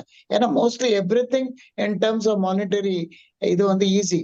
ஏன்னா பணங்கிறது காஃபி வாங்கி கொடுக்கணும், இது வாங்கி கொடுக்கணும் கூட that amount has to be paid. So அதுதான் ஈஸியஸ்ட் வே. ஈவன் பணம் வந்து ஒரு பெர்சன்டேஜ் வந்து நம்ம டெய்லி வந்து நம்ம எடுத்து வைக்கிறோம், அதாவது மந்த்லி ஒரு அமௌண்ட் எடுத்து வைக்கணும் அப்படின்னு வச்சுட்டாங்கன்னா தானா வரும். இந்த பணம் என்பதே ஒரு மாயைன்னு தான் எனக்கு பல நேரங்கள்ல தோணுது. என்ன தெரியுமா, பணத்துடைய ஒரு 100 ரூபாய் 1000 ரூபாய் நோட்டுடைய மதிப்பு என்ன? ஒண்ணுமே கிடையாது. பேப்பர். யாரோ சொன்னாங்க இதுல 1000 ரூபாய் மதிப்பு இருக்குதுன்னு சொல்லி அதை நம்பி இந்த மாயமான வந்து நோக்கி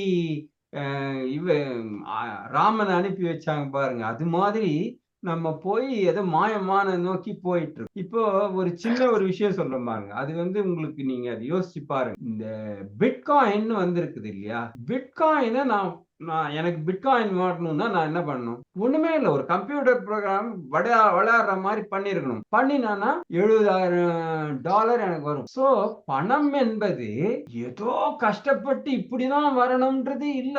இப்போ அப்ப அந்த பணத்துக்கு நம்ம மதிப்பு அதிகமாக கொடுக்க நம்மள விலகி போய் அது வந்து நமக்கு எஜமானனாக மாறிவிடும். இப்போ என்னன்னா, பணம் என்பது தேவை, அது தன்னால வரும். இப்ப நம்ம கடவுளை நம்பும் பொழுது என்ன ஆகுதுன்னா, என்ன தேவைக்கோ அது பாட்டு பணம் வரும். நான் ஏதோ இந்த பணத்தை இப்போ இந்த கம்ப்ளீட் வெஸ்டர்ன் கண்ட்ரீஸ்ல என்ன பண்றாங்கன்னு சொன்னா, இந்த ரிட்டையர்மெண்ட் இருக்குது இல்ல, அந்த ரிட்டையர்மெண்ட்டுக்கு உனக்கு பணம் சேர்க்கணும் அப்படின்றது தான் வாழ்க்கையுடைய நோக்கமே. அப்புறம் அந்த ரிட்டையர்மெண்ட் ஆனவங்களுக்கு நாங்க போய் ஹெல்ப் பண்றோம். இந்த நர்சிங் ஹோம்ல விசிட் பண்ணி நாங்க ஏஜ் ஹோமுக்கு போய் நாங்க பாடுறதுக்கு ஆடுறதுக்கு எங்க சாய் இளைஞர்கள்லாம் வராங்க, அவங்கள உற்சாகப்படுத்துறதுக்கு போறோம். அப்ப என்ன பாக்குற அவங்க சொல்றாங்க, வேஸ்டட் அவர் லைஃப். பணத்தை நோக்கி. ஏன்னா பையன் வரமாட்டேன்றான், எப்போ வருவான், பொண்ணு வரமாட்டேன். நான் யாருக்காக சம்பாதிச்சேன்? இப்ப நான் அங்க என்ன தெரியுமா, இப்ப அந்த ஹோம்ல இவங்க எவ்வளவு சொத்து இருக்கோ அதுக்கு தகுந்த மாதிரி ஃபீஸ் ஆகும். இப்போ ஒருத்தனுக்கு வந்து $1 மில்லியன் இருக்குதுன்னா, அப்படியா நீ 250,000 கொடுத்துரு முதல்ல வரும்போதுன்னு ஃபீஸும் அது மாதிரி. சோ இந்த பணம் நீங்க இந்த நிஜமாவே இவங்க நம்ம வெஸ்டர்ன் கண்ட்ரி வச்சுதான் நம்ம பண்ணிட்டு இருக்கோம். இந்த ரிட்டையர்மெண்ட் பீரியட்ல அந்த பணம் நம்மளது இல்ல, அது ஒண்ணுமே வேஸ்ட் அப்படின்றத இங்க இருக்கிறவங்க எல்லாம் புரிஞ்சுட்டு எங்ககிட்ட சொல்றாங்க, நாங்க வி வேஸ்டட். திருப்பி இதே வேலையை நம்ம எல்லாரும் பண்ணணும் அப்படின்றது அது வந்து நிஜமாவே நகைப்புக்குரிய விஷயமாக தான் எனக்கு படுது. இல்ல எல்லா சர்வீசஸையும் காமனா ஸ்டாண்டர்டைஸ் பண்றதுக்கு there is a மீடியா. பணம்ங்கிறது வந்து ஒரு மீடியா. இப்ப நீங்க வீடு வாங்கினா ஒரு பத்திரம் கையெழுத்து போட்டு கொடுக்குறீங்க, அந்த பத்திரம் தான் வேலிட், அந்த பேப்பர் தான் வேலிட். ஓகே, நான் வீடுங்கிறதுக்கு சொல்றது கரெக்ட். வீட பத்தி நீங்க சொல்றீங்க, தட் இஸ் a மீடியா. இப்ப நீங்க வந்து முன்னாடி எல்லாம் பண்ட முறை இருந்தது. இப்ப நம்ம வந்து ஒரு சாமான கொடுத்து ஒரு சாமான இது பண்றோம். பட் அந்த சாமான் என்ன வேல்யூ? ஒண்ணும் இல்ல. நம்ம வந்து அந்த காலத்துல மிளகு இதெல்லாம் வித்து இது கோல்டா வாங்கினாங்க. நம்ம கேரளால இருக்கிற மிளகுக்கெல்லாம் அவங்க இவங்களுக்கெல்லாம் மதிப்பு தெரியாது. சோ அந்த காலத்துல ஏற்றுமதி நம்ம பண்ணதெல்லாம் இந்த மிளகு இதெல்லாம் ஸ்பைசஸ் தான் ஏற்றுமதி பண்ணோம். ஏற்றுமதி பண்ணிட்டு நிறைய கோல்டு அப்புறம் நிறைய இதெல்லாம் பேர்ல் இதெல்லாம் வந்து வாங்கினோம். சோ அதுல வந்து நீங்க கரெக்டா ஈக்குவேட்டா பண்ண முடியாது. சோ இந்த மிளகு விலை எவ்வளவு, இது எவ்வளவு விலை வந்து ஈக்குவேட் பண்ண முடியாது. ஏதோ இருக்கிறது அவ கொடுக்குறோம், எனக்கு அதை அவங்க என்ன வேணுமோ கேட்கறாங்க கொடுக்குறாங்க. பட் இதுல வந்து who is at loss, who is at ப்ராஃபிட்ங்கிறது வந்து ஜட்ஜ் பண்றது கஷ்டம். அதுல வந்து ஏமாத்துறவங்க ஏமாத்துவாங்க. ஒரு ஹையர் பவர் இருக்கிறவங்க வந்து இதுக்கு அதை கொடு, நான் இதை கொடுக்குறேன் நீ இதை கொடு அப்படின்னு சொல்லி பவர் வாங்குவாங்க. ஸோ அப்போ தே டோன்ட் நோ இது வந்து whether we are doing it in right way. So இது எல்லாத்துக்குமே அந்த மணி மூலமா ஒரு செக் பண்ணாதான் அது evaluation. It's only media for evaluation, அவ்வளவுதான். whether the value of the thing is this. பணத்துக்கு மூணு, ஐ மீன் முதல்ல ரெண்டு சொல்லலாம். ஒன்னு இது exchange, it's a medium of exchange பணம். ரெண்டாவது store of value. Store of value அப்படின்றது பணமா இருக்கலாம், தங்கமா இருக்கலாம். இது அந்த ஸ்டோர் ஆஃப் வேல்யூ, அதை பத்தி மிகப்பெரிய ப்ராப்ளம் எப்படி தெரியுமா? சொத்து சேர்த்து வச்சவனும் நிஜமாவே அது வரதில்லை, யாரோ எடுத்துட்டு போறாங்க, கவர்மெண்ட் டாக்ஸ் போடுறது, திருடின் இது உண்மை. திருவள்ளுவர்ல இருந்து எல்லாரும் சொல்றது the store of value உடைய function of the money is always a problem. அதுவும் இல்லாம நான் ஒரு 10 வருஷத்துக்கு முன்னாடி சேர்த்து வச்ச பணம் இன்றைய வேல்யூ கம்மி. அது வீடா வாங்கி வச்சோன்னா அதுக்கு லிட்டிகேஷன் வருது. ஸோ இந்த சொத்துன்றது பிரச்சனையா இருக்குது. ஆனா டிரான்சாக்ஷனல் பர்பஸ், அது ஆனந்தன் சொல்ற மாதிரி டிரான்சாக்ஷனுக்கு பணம் தேவைப்படுகிறது. அந்த டிரான்சாக்ஷனுக்கு இப்பெல்லாம் வந்து பிளாக் செயின் இது மாதிரி வந்துட்டு இருக்கு நிறைய. என்னுடைய எண்ணம் என்னன்னா, இந்த பணமே இன்னும் கொஞ்ச நாள் கழிச்சு அப்படி இருக்காது. இந்த பணம் என்ற ஒரு இதுவே இல்லாம பிளாக் செயின்ல வெறும்னு இது, அந்த பணம் சம்பாதிக்கிறதுக்கும் நம்ம ட்ரெடிஷ்னலா நான் வேலைக்கு போய் பணம் வரும்னு சொல்றோம் இல்லையா, அந்த மாதிரி இனிமே இருக்காது. பிளாக் செயின்ல நானே ஒரு பிளாக் செயினை ஓபன் பண்ணலாம்.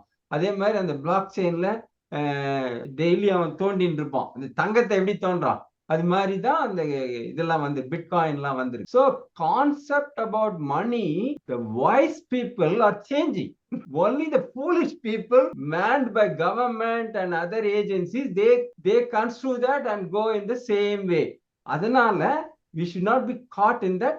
The world already changed. இப்போ எப்படி நீங்க வந்து பணமே ஒரு பைசாவோட ஒருத்தனை இன்வெஸ்ட் பண்ணாம பிட்காயினுக்கு எவனாவது இன்வெஸ்ட் பண்ணி வாழ்ந்தவங்க நிறைய பேர் இல்ல. நீங்க போய் கேட்டீங்கன்னா உனக்கு எப்படி பிட்காயின், முதல்ல நான் வந்து தோண்டினான்வான். எப்படி தெரியுமா தோண்டினான்னு? ஒரு கம்ப்யூட்டர் வைப்பான், அது பாட்டுக்கு பண்ணிட்டு இருக்கும், அவனுக்கு வந்திருக்கும் ஒரு பிட்காயின் 2 காயின். இன்னைக்கும் அது மாதிரி இருக்குது. அதே பிட்காயினை செகண்டரி மார்க்கெட்ல போய் வாங்கலாம் நீ. சரி, என்னுடைய கேள்வி திருப்பி வந்து, ஒரு வீடு வருது, நிலம் வருது. முதல்ல ஒருத்தனுக்கு நிலம் வரும்போது யார்கிட்ட குத்துவாங்க நான் அந்த நிலத்தை? அம்மா சொல்லுங்க. இல்ல, அதான் ஆதாம் ஏவாள் தான் நிலத்தை படைச்சாங்க அப்படின்னு பைபிள்ல சொல்றாங்க. அத பத்தி இல்ல, நான் இப்ப சொல்றேன். ஜெனரேஷன் முன்னாடி லேண்ட் ஹோல்டிங் வந்து புறம்போக்கு நிலம் அது இதுன்னு. அந்த காலத்துல வந்து யார் பவர், மஸ்குலர் பவர் யார் யாருக்கு இருக்கோ அவங்க வந்து அந்த நாய் இது பண்ணி, நாய் இவ்வளவு தூரம் ஓடி போய் அது வந்து அந்த இடம் ஃபுல்லா ஒரு தன்னோட இடம் அப்படின்னு சொல்லி காட்டிக்கும். அது எவ்வளவு தூரம் ஓடுறதா மத்தது விரட்ட முடியுமோ அதுதான் என்னோட லேண்ட்னு சொல்லிட்டு நாய் வந்து ஒரு பவுண்டரி போட்டுக்கும். அது மாதிரிதான் அந்த காலத்துல மனுஷங்க தன்னோட பவரை காட்டுறதுக்கு தன்னோட மத்தவங்களை விரட்டி எவ்வளவு தூரம் விரட்ட முடியுமோ விரட்டி அனுப்பிச்சுட்டு இது ஃபுல்லா என்னோடதுதான் அப்படின்னு சொல்லி இன்னமும் கவர்மெண்ட் லேண்ட வந்து ஆக்குபை பண்றவங்க நிறைய பேர் இருக்காங்க. கோவில் சொத்தை ஆக்குபை பண்றவங்க இருக்காங்க.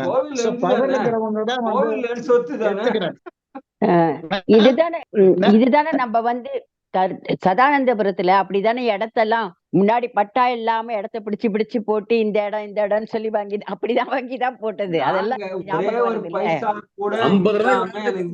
ஆமா, எனக்கு தெரியும். இப்ப அது எனக்கு தெரியும். அதோட வேல்யூ இப்ப செவரல் க்ரோர்ஸ். அந்த மாதிரி மாயமான நோக்கி நம்ம போய். லதா நீங்க சொல்லுங்க. அதாவது ஒருத்தர் வந்து ரொம்ப கஷ்டப்பட்டு இருக்காங்க, அந்த நேரத்துலதான் எல்லா விதமான ஆட்களும் வந்து கேட்பான், ஐயோ அம்மா கொஞ்சம் கொடுங்க. அப்போ வந்து ஏன் அது மாதிரி நடக்குது? நீங்க இவ்வளவு நேரமா பேசிட்டு இருந்தீங்க, நான் நிறைய விஷயங்கள் உங்ககிட்ட ஷேர் பண்ணிக்கணும்னு நினைச்சேன். இப்ப நீங்க சொன்னீங்கல்ல பணம் வேண்டான்னு. எல்லார்கிட்டயுமே இப்ப பணம் ஓரளவு சாட்டிஸ்ஃபைடா இருக்கு. இப்ப யாருமே ரொம்ப இல்லாதவங்க இல்ல, எல்லாருமே தானம் பண்ற ஒரு சிச்சுவேஷன்ல எல்லாருமே வந்துட்டாங்க ஓரளவு. நம்ம இந்தியா கூட பாருங்க, ஏழ்மை நாடுங்கிறத தாண்டி ஈக்குவலா இப்ப அவுட்ஸ்ட கண்ட்ரியோட லெவலுக்கு வந்தாச்சு. சோ இப்ப தானம் யாருக்கு கொடுக்கறது, யார் தானம் வாங்குறது? முக்கியமான பாயிண்ட் யாருக்கு. அதனாலதான் கொடுக்கறோன்றதுக்கு இங்க ஆஸ்திரேலியால நாங்க பாக்குறோம், கொடுக்க தயாரா இருக்கும், வாங்க ஆள் இல்ல. அப்ப என்ன பண்றது? அப்ப அதனால அப்ப வந்து சிச்சுவேஷன் அறிஞ்சு நம்ம சான்ஸ் ஹெல்ப் நான் பண்றது தரேன்னு பாபா சொல்றாரு. நீ வந்து குடுக்கறத பத்தி கவலைப்படாத. நான் என் கூட நீ இருக்கிறதுனால உனக்கு ஒரே ஒரு சான்ஸ் கொடுக்குறேன். ஐயோ அத வரான்பா, சீக்கிரம் போய் கொடுத்துரு, இல்லைன்னா வேற யாராவது கொடுத்துருவான்டா. இல்ல அப்ப எந்த நாடு கஷ்டப்படுதோ அந்த நாடை நம்ம சர்ச் பண்ணி அவங்க செய்யலாம்ல சார். அப்படி எந்த வேண்டாமே. country- இல்ல நான் என்ன சொல்றேன், அப்படி நீங்க தேவையே இல்ல. உங்களை வந்து நீங்க போய் தேடி ஒருத்தருக்கு உதவி செய்யணுங்கிறது என்னோட இல்ல பாயிண்ட் ஆஃப் தேடி வியூ இல்ல என்னன்னா, என்னோட சொல்லுங்க. தேடி போய் செஞ்சா வந்து அது தானம் கேட்டு கொடுத்தா அதுதான் இருக்குல்ல. அந்த பாயிண்ட்டுக்கு தான் நான் சொல்ல வரேன். திருவள்ளுவர் சொல்றாரு ஒரே ஒரு விஷயம். திருவள்ளுவர் என்ன சொல்றாரு, ஒருத்தன் கேட்டு நீ கொடுத்தா நீ தாழ்மையானவர். ஆமா. கேட்பதற்கு அவனுடைய முகத்தை பார்த்தே உடனே செய்தினா நீதான் உயர்குடி அப்படின்ற. ஆமா. அதுதான் நான் சொல்ல வரேன். இப்ப இப்ப என்னோட சிச்சுவேஷனுக்கு நான் வரேன். இப்ப என்கிட்ட வந்து பினான்சியல் லெவல்ல ஒண்ணுமே கிடையாது. I am 0. எங்க ஹஸ்பண்டும் எந்த சொத்தும் சேர்த்து வைக்கல. இப்ப என் பையன் தலையெடுத்துதான் இந்த ஃபேமிலில இருக்காங்க. அவங்க கொஞ்சம் கொஞ்சமா ஸ்டெப் பை ஸ்டெப்பா வராங்க. இப்ப நான் என்னுடைய சிச்சுவேஷன்ல நான் யாருக்கு உதவி செய்யறது, தர்மம் எப்படி பண்றது அப்படிங்கிற பணத்தால மட்டும் தர்மம் இல்ல. அததான் சொல்ல வரேன். சரி, இப்ப நீங்க வந்து பேசுறீங்க, ஒரு நிமிஷம். இங்க வந்து நீங்க உங்களுடைய அனுபவங்களை சொல்றீங்க இல்லையா, அதுவே வந்து ஒரு கொடைதான். டைம் ஆல்சோ கொடை. இல்ல இப்ப நான் வந்து பிசிக்கலா ஒர்க் பண்ணணும் அப்படிங்கிற லெவலுக்கு வந்துட்டேன். யாருக்கு என்ன ஹெல்ப்போ என் உடலால சரீரத்தால நான் இப்ப ஹெல்ப் பண்றேன். அதுவும் நானே போய் கேட்கும் போது கொடுத்து உதவி செஞ்சா வேண்டான்னு சொல்லிடுறாங்க. அந்த சந்தர்ப்பம் சூழ்நிலைகள் அறிஞ்சு நம்ம செய்யக்கூடிய உடல் உழைப்பால செய்யற தானம் கூட ஒரு கொடைதான். நம்மளால செஞ்ச பிசிக்கல் இது அப்படிங்கிறது என்னோட பாயிண்ட். அவர் சொல்லிட்டு இருந்த போதே எனக்கு ஞாபகம் வந்தது, என்ன மாதிரி ஆட்கள்லாம் எங்க போய் யாருக்கு என்ன தானம் கொடுக்க முடியும், அன்னதானம் பண்ண முடியுமா இல்லையா? நான் பிராங்க்லி ஒத்துக்கிறேன், என்கிட்ட நான் ஒண்ணுமே கிடையாது. இப்ப பையனை டிபெண்ட் பண்ணி தான் நான் வாழ்ந்துட்டு இருக்கோம். அப்ப எல்லாத்துக்கும் நீ குடுறான்னு கேட்டாக்க, நான் இங்க தானம் பண்ணோம், இங்க ஒரு 10,000 குடுறாங்க, 5,000 குடுறான்னாக்க அவன் வந்து ஒரு 2 நாள் 2 தடவை வேண்டாம் அம்மாக்குன்னு மதிப்பு கொடுத்து கொடுப்பான் போவான். எப்ப பாரு கேட்டா இது என்ன அம்மா எப்ப பாரு மத்தவங்களுக்கு கொடுக்கறது கேட்கிறாளே அப்படிங்கிற ஒரு எண்ணம் வருமா வராதா? அப்ப அது தானம் கிடையாதே. அன்னதானம் பண்ணலாம், யாருக்கு எப்ப எங்க தேவையோ அன்னதானம் பண்ணலாம். அப்ப நம்ம கிட்ட என்ன இருக்கோ அதை வந்து பசின்னு வரவங்களுக்கு கொடுக்கணும். அதுக்காக நான் தேடி போய் கொடுக்க முடியாது இல்லையா? அந்த மாதிரியான சிச்சுவேஷன்ல இருக்கிறவங்களுக்கு என்ன பண்ணலாம், எப்படிப்பட்ட கொடைகள் கொடுக்கலாம் அப்படிங்கறத இந்த இதுல கைட் பண்ணினாக்க ரொம்ப சந்தோஷமா இருக்கும். உங்களுக்கு கொடுக்குற மனப்பான்மை இருக்கு மேடம். அதாவது எப்படி சொல்றது, நம்ம ஒரு இடத்துக்கு போறோம், ஏதோ ரோட்ல கண்டிப்பா வீட்டை விட்டு வெளியே போகாமலாம் இருக்க மாட்டோம், நம்ம வந்து பிச்சைக்காரங்களை பார்க்காமலாம் இருக்க மாட்டோம். அந்த டைம் கேட்கும் போது செஞ்சாலே அதுவும் ஒரு கொடைதான். நேரத்துக்கு செய்ய வேண்டும். வார்த்தை சொன்னாங்கன்னா எனக்கு நல்லா ஞாபகம் வருது. எல்லாரும் அம்மா அப்பா எனக்கு கத்து கொடுத்தது, கோவில் உள்ள போயிட்டு திருப்பி வரும்போது கொடுக்க கூடாது, எல்லா புண்ணியமும் அவங்களுக்கு போயிடும் சொல்லுவாங்க. கொடுக்க மாட்டாங்க, போகும்போது கொடுக்கறதுக்கு மறந்துடுவாங்க. இந்த மாதிரி நிறைய பேர் நிறைய பேர் நான் பார்த்தேன். நான் என்ன பண்ணுவேன் தெரியுமா, நான் இன்டென்ஷனலா திருப்பி வரும்போது தான் கொடுப்பேன். அது பழக்கமா வச்சுட்டு இருக்கு. ஏன்னா போறப்பா எனக்கு புண்ணியம் வந்து புண்ணியம் தானம் அவனுக்கு கொடுத்துடலாமே, அப்படிதான் எவ்ரி டைம் நான் ஃபாலோ பண்றது. என் டிரைவர் கூட காப்பாங்க, என்ன சார் எங்க வீட்டுல சொல்லி கொடுத்தாங்களே, அவன் சின்ன பையன் தான், 33 வயசு தான், யாதவா, என்ன அப்படி சொல்லக்கூடாது சார், முதல்ல வந்து போகும்போதே கொடுத்துட்டு போயிடலாமா சார்? சரி அப்படின்னு பண்ணலாம். அவங்க கேட்டாங்க எனக்கு, நான் வந்து என்னோட இதை எப்படி வந்து தானம் பண்ணணும்னு எனக்கு ஆசை இருக்கு, உடல் அளவால நான் எப்படி ஹெல்ப் பண்ணலாம், எப்படி இது பண்ணலாம் அப்படின்னு. இந்த நேரத்துல வந்து இன்னொரு இன்சிடென்ட், அதாவது இப்ப அந்த கர்ணர் கதையா இருக்கட்டும், நிறைய அடியார்கள் 63 நாயன்மார்கள் கதைகள்ல முக்காவாசி பேர் என்ன பண்ணிருப்பாங்கன்னா, அதுல இருக்கிற எல்லாரோட கதையும் என்ன பண்ணுவாங்கன்னா, டெய்லி யாருக்காவது இந்த சிறு தொண்டர்னு ஒருத்தர் இருப்பார், அந்த அடியார் வந்து எப்பவுமே நாயன்மார் எப்பொழுதுமே தான் வந்து யாருக்காவது ஒருத்தருக்கு சாப்பாடு போட்டாது நான் வந்து சாப்பிடுவேன் அப்படின்னு கொள்கை வச்சிருப்பாரு.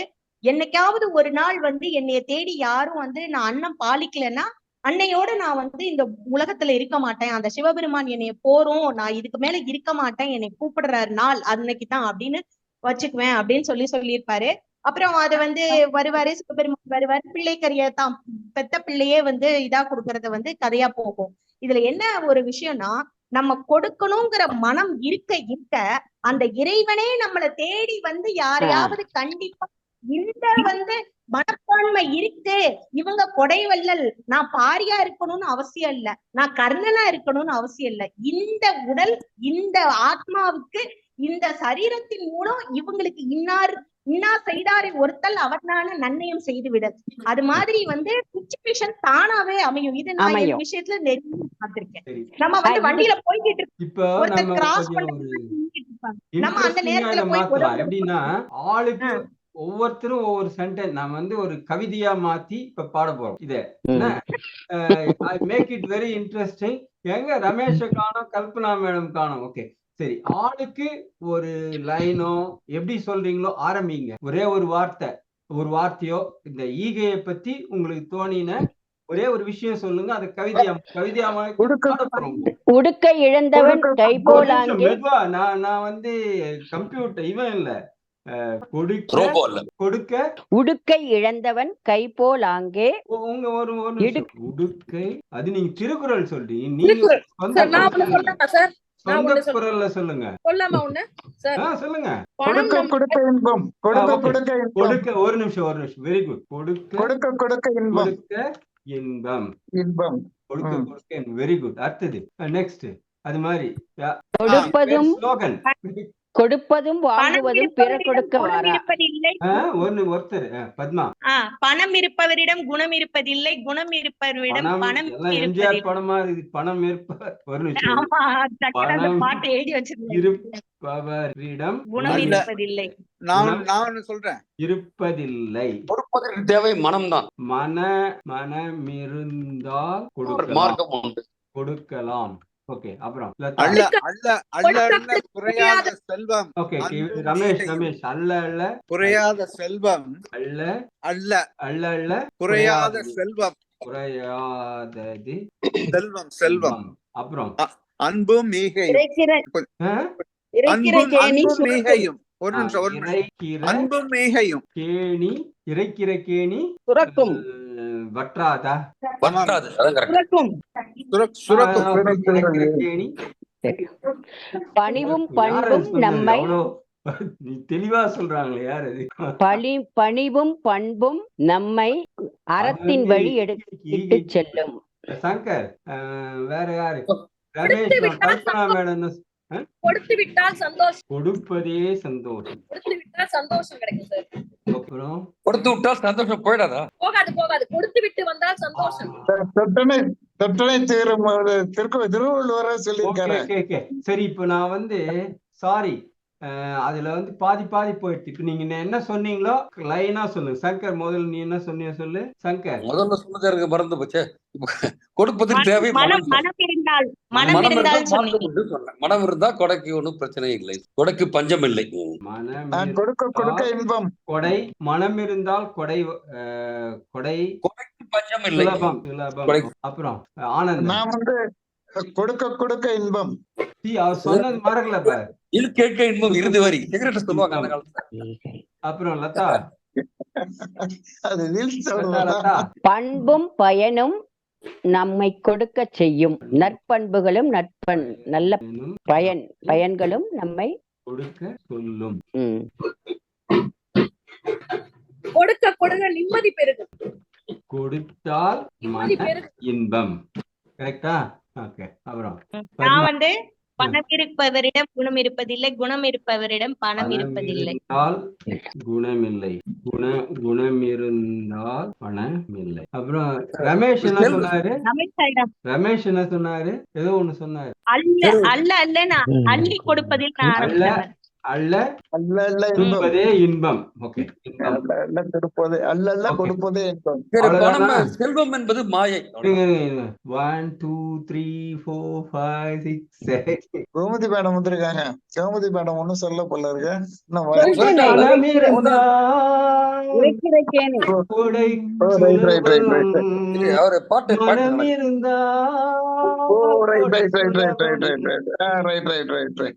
அப்புறம் இருங்க நான் ஒரு உங்க கரோக்கியும் போட்டுருவீங்களே. இன்னொன்னு சொல்லலாம், கெடுப்பதை விட கொடுப்பது நன்று. பணம் கொடுத்து கெடுக்காது. ஒரு நிமிஷம். அப்படி வீட்டுல கத்துக்கிட்டு இல்ல கெடுப்பதை விட கொடுப்பது நன்று. அதாவது சில இடத்துல வந்து கவிஞர்கள் எழுதிட்டீங்க. கொஞ்சம் வெயிட் பண்ணுங்க, நான் வந்து பாடுறேன். மனம் இருந்தால் கொடை சுலபம், கொடுக்க கொடுக்க இனம், மனப்பாழ்வும் பயணம் நமக்கு கொடுக்க சொல்லும், கொடுத்தால் மன இன்பம், கொடுத்தால் மன இன்பம். பணம் இருந்தால் குணமில்லையே, பணம் இருந்தால் குணமில்லை, இருந்தா. சார் நான் ஒரு டியூன் போட்டு நல்ல பாட்டா எழுதி கொடுத்துறேன், அதுக்கப்புறம் பாடுங்க. குணமிருந்தால் பணமில்லை, கொடுப்பதே இன்பம். ரமேஷ், கொடுப்பதே இன்பம், கொடுத்து உனக்கு நிலைய வந்து சேரும். போதுமா? தீம் சாங்கே போட்டோம் நம்ம. ஓகே, வேற என்ன டாபிக் 4-5 சொன்னீங்களா? அது பாக்கலாம், அந்த கவர் பண்ணுங்க. உங்கள் நேரத்தை தருவதும் கொடையா கேட்டீங்களா? ஒரு கேள்வி. உங்கள் நேரத்தை தருவதும் கொடை எனப்படுமா? ஆமா, நேரம் மாத்திரம் இல்ல, உடலால சேவை. ஒரு மருத்துவர் வந்து எத்தனையோ நோயாளிகள் வந்து ஃப்ரீயா ட்ரீட் பண்றாரு, அது ஒரு மிகப்பெரிய சேவையாச்சு. அவன் உயிரையே அவர் நேரத்துக்கு நேரம் அதே மாதிரி ஒரு வாத்தியார் வந்து இவங்க லதா மேடம் மாதிரி ஒரு வாத்தியார் வந்து குழந்தைகளுக்கு வந்து கல்வி அறிவு கொடுக்கறாங்க. அது ஒரு பெரிய, அவங்க சொன்னாங்கல்ல என்னால எதுவும் முடியாது அப்படின்னு, குழந்தைகளுக்கு கல்வி அறிவு கொடுக்கலாம்ல, அது மிகப்பெரிய கொடையாச்சு. உங்க நேரத்துக்கு அது ஒரு பெரிய கொடை. Very good. அந்த மாதிரி எத்தனையோ கொடைகள் இருக்கு. அதே மாதிரி வாலண்டியரிங் பண்ணும்போது உங்க நேரத்தை கொடுக்குறீங்க, நீங்க சர்வீஸ் பண்றீங்க. அதுதான் இப்ப வந்து சேவாதெல்லாம் அதான பண்றாங்க. அவங்களோட நேரத்தை, பொன்னான நேரத்தை கொடுத்து வாழ்க்கையில பெரும்பகுதி அவங்க சேவை பண்றாங்க. அதனால அவங்களுக்கு பெரிய மன திருப்தி கிடைக்குது. அதுதான் மிகப்பெரிய ஒரு இன்பம். கொடையில உள்ள இன்பம் வந்து உங்களுக்கு கிடைக்கக்கூடிய அந்த மனசு திருப்தி. ஒரு சின்ன விஷயம் வந்து நான் சொல்றேன். இப்போ கொடுப்பது வந்து இன்னொரு பாபா சொன்னதுபடி நாங்க இங்க செய்தோம். எப்படின்னா, கொடுப்பது என்பது நீங்க உங்க பணத்துல இருந்து கொடுக்காதீங்கன்ற. அப்ப எப்படி கொடுக்குறது அப்படின்னா, நீங்க வேஸ்ட் பண்றீங்க இல்லையா, அந்த வேஸ்ட்ல இருந்து நீங்க சிக்கனம்ன்றது உங்களுக்கே தேவை, உங்களுக்கே அறியாம நீங்க செலவு பண்றீங்க. அதை வந்து நீங்க முதல்ல புரிஞ்சுங்க. நீங்க கொடுக்க வேண்டிய அவசியமே இல்லை. அப்ப நீங்க வந்து உங்களை உணர்ந்து நீங்க என்ன பண்றீங்க. இப்ப நம்ம வந்து நான் அதுக்கு வந்து சீலிங் ஆன் டிசையர்ஸ் அப்படின்னு பேர். அந்த சீலிங் ஆன் டிசையர்ஸ்ல நாங்க வந்து நியூசிலாந்துல ஒண்ணு பண்ணோம். என்ன பண்ணோம்னா, இந்த எங்க நீங்க போய் இதுல வாங்குங்க, எல்லாம் வந்து உள்ளூர்லயோ ஏதோ சூப்பர் மார்க்கெட்ல ட்ராலியில போட்டுங்க, என்ன வேணுமோ பசங்களுக்கு எல்லாம் சொன்னோம் எடுத்துட்டு வாங்க. பிஃபோர் செக்கிங் அவுட் நீங்க ரெட்ரோஸ்பெக்ட் பண்ணுங்க.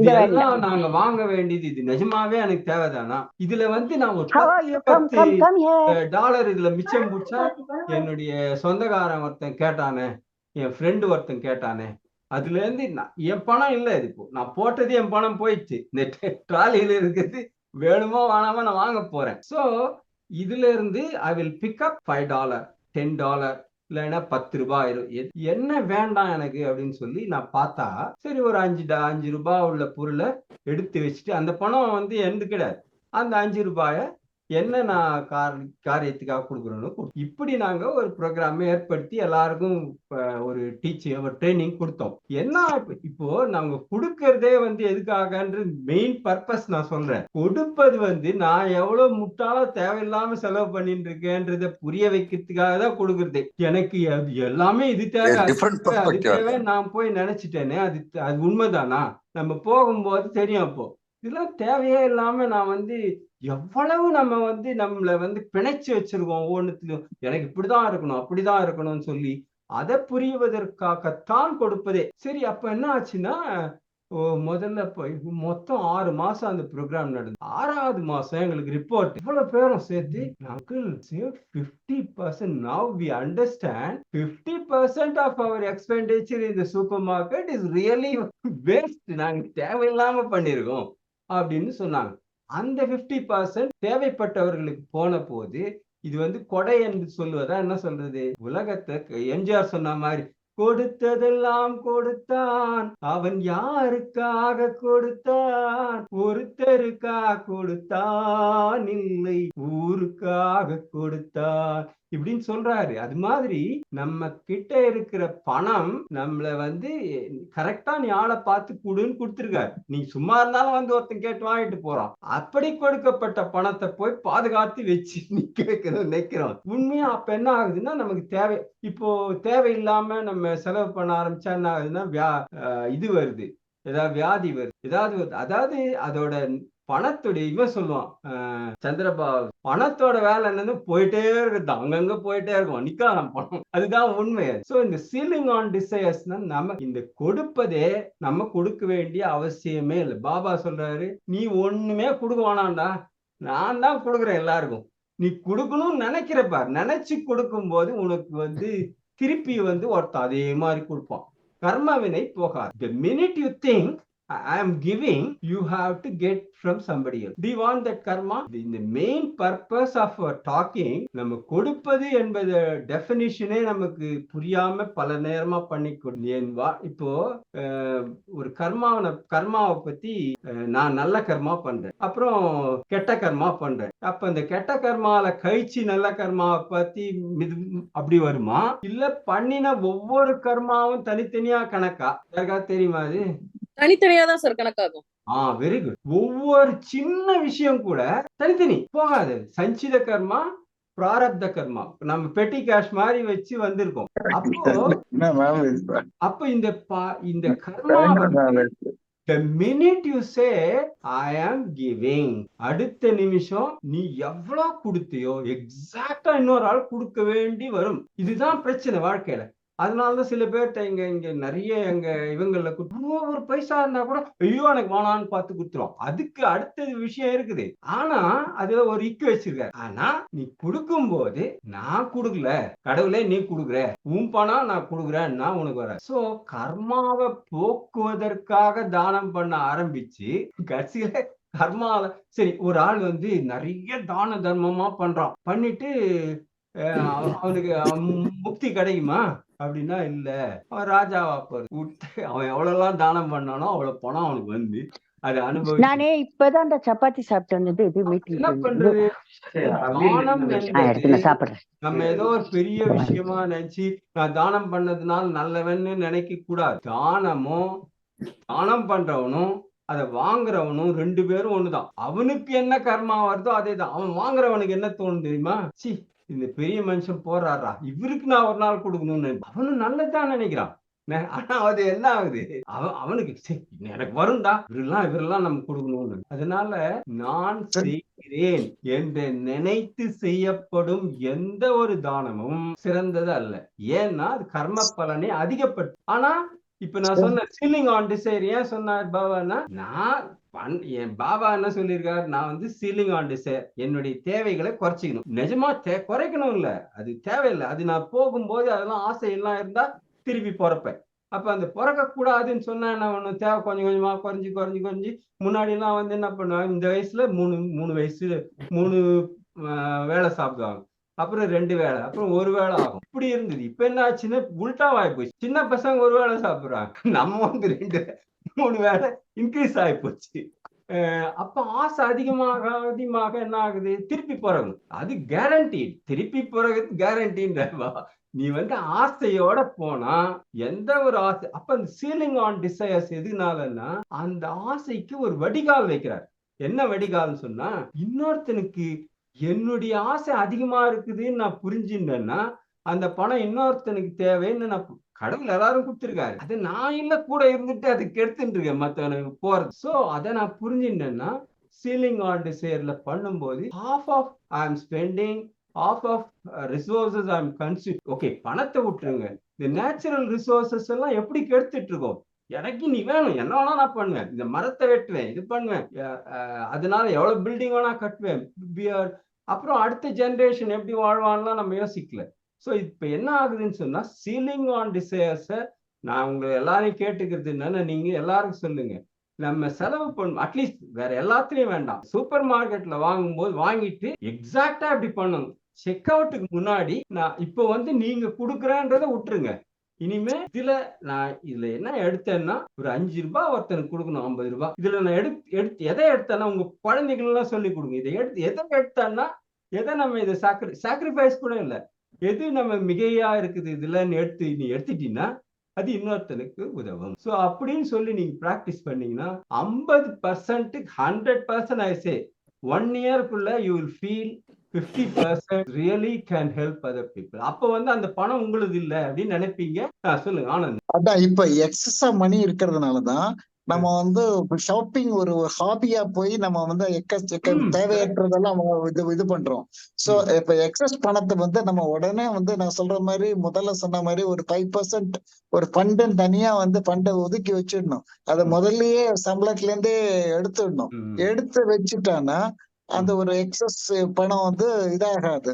அத எப்ப தேவைப்படுறதோ அப்ப தானம் பண்ணலாம். அப்புறம் இன்னொன்னு, அப்புறம் டாக்டர் ரமேஷ் சொன்ன மாதிரி இப்ப நம்ம இதெல்லாம் சர்வீஸ் இஸ் ஆல்சோ நம்ம இவங்க லதா மேடம்க்கு பணங்கிறது எக்ஸஸா இல்ல. சோ சர்வீஸ் பண்ணலாம். சர்வீஸ் பண்றதுக்கு நான் ஒரு சின்ன ஒரு எக்ஸாம்பிள் சொல்றேன். எங்க அம்மா வேலைக்கார எங்க அம்மா டீச்சர். சோ வேலைக்கார பையன் வேலைக்காரி இருந்தா அவ பையனை சனிக்கிழமை நீ வரும்போது கூப்பிட்டு வா, பையனை கூப்பிட்டு வா அப்படிம்பாங்க. அவ வேலை செய்யற நேரத்துல பையனுக்கு பாடம் எல்லாம் சொல்லி கொடுப்பாங்க. சோ இந்த மாதிரி சொல்லி கொடுத்து இப்ப பையன் இப்ப கத்தார்ல இருக்கான். அவன் நிறைய சம்பாதிக்கிறான். சம்பாதிச்சு தூத்துக்குடியில ஒரு பெரிய பேலஷியல் பில்டிங் கட்டியிருக்கான். கட்டிட்டு எங்க அம்மாவை மெட்ராஸ்ல இருந்து எங்க அம்மாவை கூட்டிட்டு போய் நீங்க எனக்கு ஓபன் பண்ணும், ஏன்னா நீங்க சொல்லி கொடுத்ததுனாலதான் நான் இவ்வளவு தூரம் நான் பெரிய நாய் ஏதோ இது படிச்சு நான் இவ்வளவு தூரம் போயிருக்கேன். நான் கத்தார் போயிருக்கேன். இல்லாட்டி நான் கிராஜுவேட் ஆவேன் அதாவேன்னு நினைச்சே பார்க்கல. நீங்க இவ்வளவு தூரம் உட்கார்ந்து பொறுமையா எனக்கு சொல்லி கொடுத்துருக்கீங்க. அந்த படிப்பு தான் எனக்கு இவ்வளவு தூரம் இவ்வளவு பெரிய ஆளாக்கி இருக்கு. இந்த வீடு கட்டியிருக்கேன்னா அது உங்களோட படிப்பு தான் அப்படின்னு சொல்லிட்டு எங்க அம்மாவை அன்னதானத்தை விட சிறந்த கல்விதான் சார். அன்னதானத்தை விட நீங்க சொன்ன மாதிரி பணம் கொடுத்தா கூட ஞாபகம் இருக்காது. கல்வி செல்வம் கொடுத்தது என்னைக்குமே அவங்க மனசுக்குள்ள ஆனந்த் பையா நீங்க சொன்ன மாதிரி நானு ஹைதராபாத்ல இருக்கும்போது எங்க வாட்ச்மேனோட குழந்தைகள் எல்லாம் வருவாங்க. அவங்க தெலுங்கு மீடியம் படிக்கிறாங்க. அவங்களுக்கு ஃபீஸ் கட்ட முடியாது. அவங்களுக்கு இந்த மேக்ஸும் சயின்ஸும் வராது. எனக்கு தெரிஞ்ச ஒரு எக்ஸ்பிளனேஷன் அரகுர தெலுங்கு தான். ஆனா ஹிந்தி அவங்களுக்கு தேவைப்பட்டது. அதனால ஹிந்தி எழுத படிக்க அவங்களுக்கு எல்லாம் சொல்லி கொடுத்தேன். 1 year 1.5 years நெட்ட படிச்சாங்க. அதுக்கப்புறம் அவங்களுக்கு அந்த பசங்களுக்கு சொல்றதுங்க, எங்களுக்கு போர் அடிக்குது, நீங்க நிறைய சொல்லி தரீங்க, எங்களுக்கு போர் அடிக்குது, எங்க ஸ்கூல்ல அதுக்கு வேல்யூ இல்லாம இருக்கு. சில இடங்கள்ல அதுக்கு வேல்யூ இல்ல அப்படிங்கறதுக்கு சொல்ல வந்தேன். அதாவது ஈகை கூட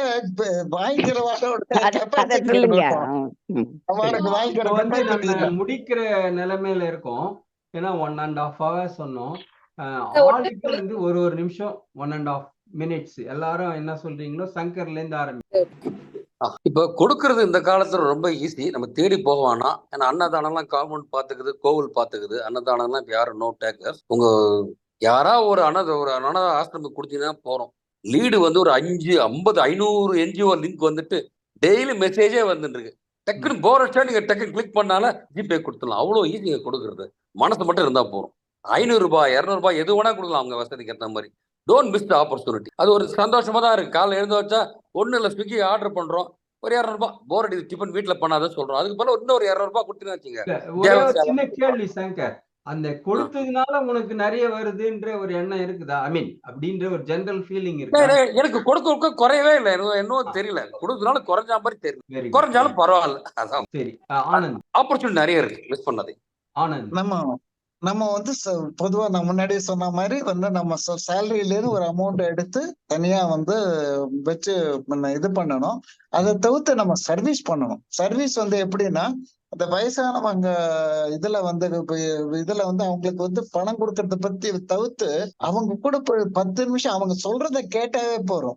நம்ம வந்து அவங்க ஜஸ்ட் ஓல்டேஜ் ஹோம்ல போய் விசிட் பண்ணி அவங்களுக்கு ஆறுதல் சொன்னாவே போறோம். அவங்களுக்கு பணம் கொடுக்கறத தவிர்த்து இதுவும் வேணும்.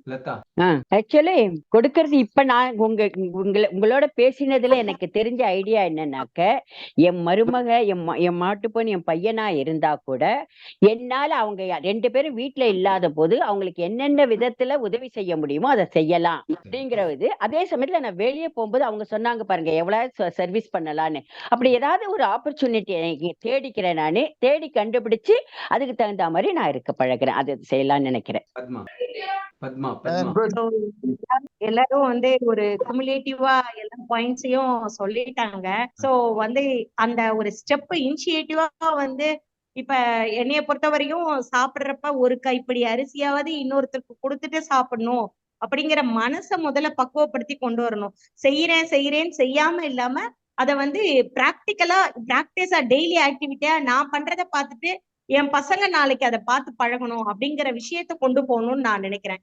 நான் கத்துக்கிறத மாதிரி 4 பேருக்கு கூட பண்ணலாம். ஆமா, அது மாதிரி பண்ணினோம்னா நீங்க நிறைய தடவை போடுவீங்க அன்னதானத்துக்கு நாங்க இது மாதிரி பண்றோம். எனக்கு ஐ ஃபெல்ட் ரியலி கில்ட்டி.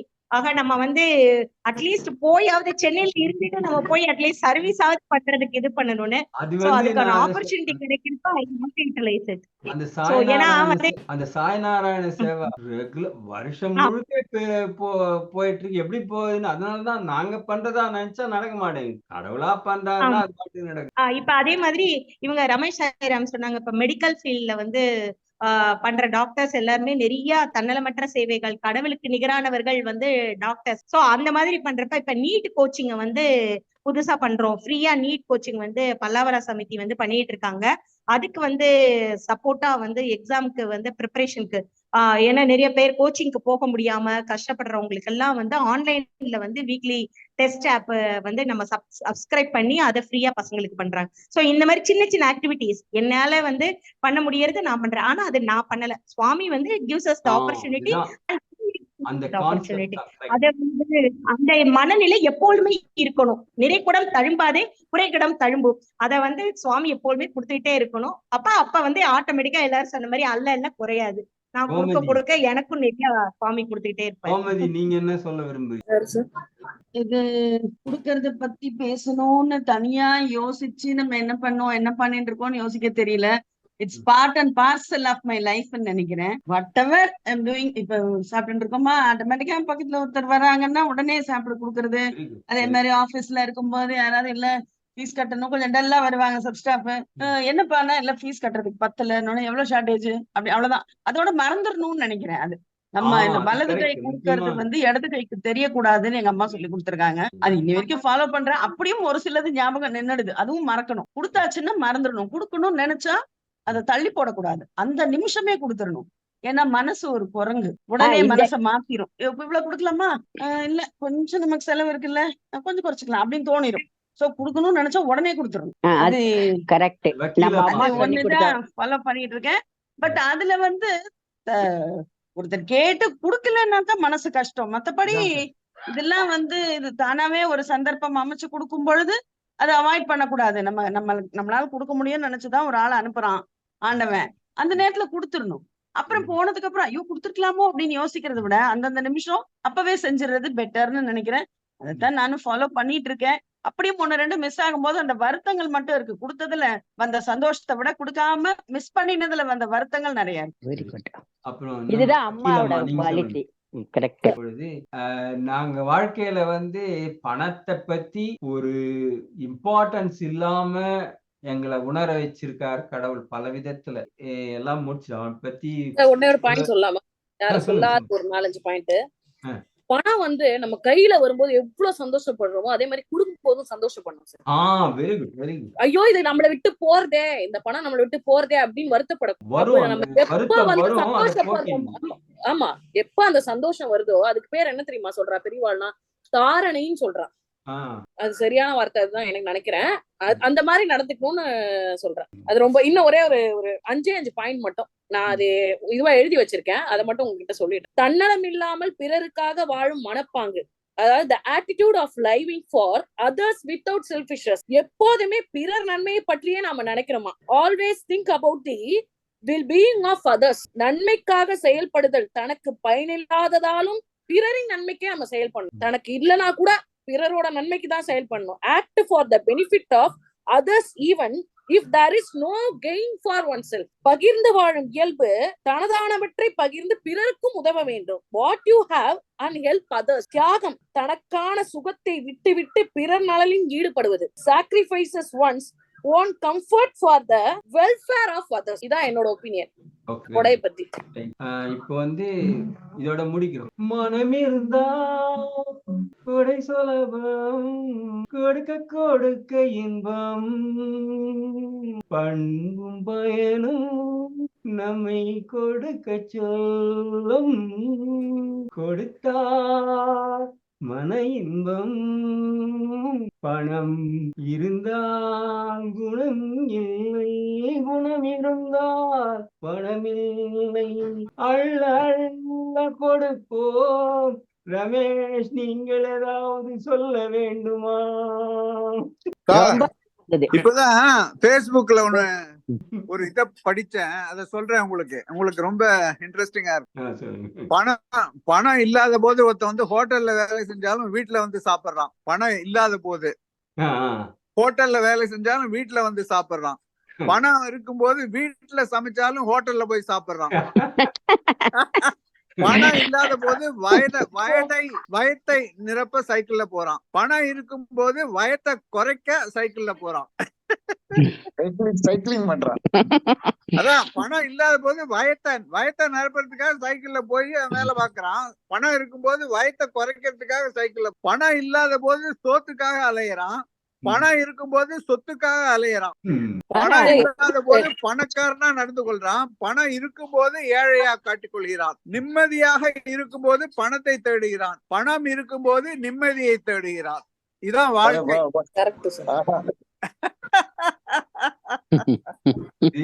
இல்ல, அதாவது பணம் இருக்கிறவனுக்கே வந்து பெருமாள் கொடுத்துட்டே இருக்காருன்னா அவர் பூர்வ ஜென்மத்தில் செய்த கர்மாவும் ஒரு காரணம்.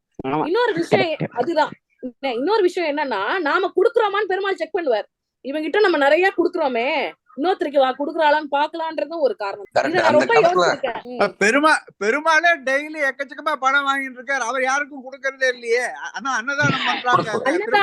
பெருமாள் வந்து ரொம்ப எல்லா பணமும் எந்துதான் உங்ககிட்ட வச்சிருக்கேன். இல்ல இருக்கிற ஜெனரஸ் வந்து பெருமாள் தான். கோடீஸ்வரன் 1 கோடி போட்டா அவனுக்கு 10 கோடி ஆக்குறாரு. நம்மளும் 500 ரூபாய் மேல போடுற பணம் நம்ம கிட்ட இல்லையே. 500 10 மடங்கான கூட 5000 தானே வரும். என்ன பண்றது? அப்படி கோடி கோடியா வந்து கொட்டுறான். எப்படி கொட்டுவான்? நீங்க எல்லாம் கோடி கோடி கொட்ட கூட 500 கோடியா வரும். லாலிபாப் கொடுக்குறீங்களா? படத்தை போட்டு வச்சிருக்கீங்க சங்கர். லாலிபாப் எல்லாருக்கும் தானம் பண்றீங்களா? இல்ல, சங்கர் வந்து ஃபர்ஸ்ட் ஹாஃப் எல்லாம் சர்வைவல்க்கு தான் சம்பாதிச்சிட்டு இருந்தாரு. செகண்ட் ஹாஃப்ல தட் இஸ் ஒரு 40 இயர்ஸ்க்கு மேல ஆண்டவனுக்கு நிறைய குடுக்குறான். இவனும் நிறைய குடுக்குறான். அதுல வந்து முக்கியமா சொல்ல போனா கூட வேலை பார்த்து அவனோட கம்பெனி லாக் அவுட் ஆயிடுது. அதுல வந்து நிறைய பேர் கஷ்டப்படுறாங்க. இவன் வந்து ஒரு மாதிரி வந்துட்டான். அதனால அந்த கஷ்டப்படுறவங்க எல்லாம் தேடி தேடி ஹெல்ப் பண்றான். கல்யாணத்துக்கும் எஜுகேஷனுக்கும் பண்ணிட்டு இருக்கான். Very good, very good, very good, very good. அது கண்டிப்பா அப்ரிஷியேட் பண்ண வேண்டியதுதான். அதாவது வேற அதே மாதிரி டாக்டர் ரமேஷும் வந்து நிறைய பண்ணிட்டு இருக்காரு. தெரியாது. அவர் வந்து திடீர்னு அவருக்கு பணம் அனுப்பு, இவருக்கு பணம் அனுப்புங்க அப்படின்னு சொல்லிட்டு அவர் நிறைய தர்மம் பண்ணிட்டாரு.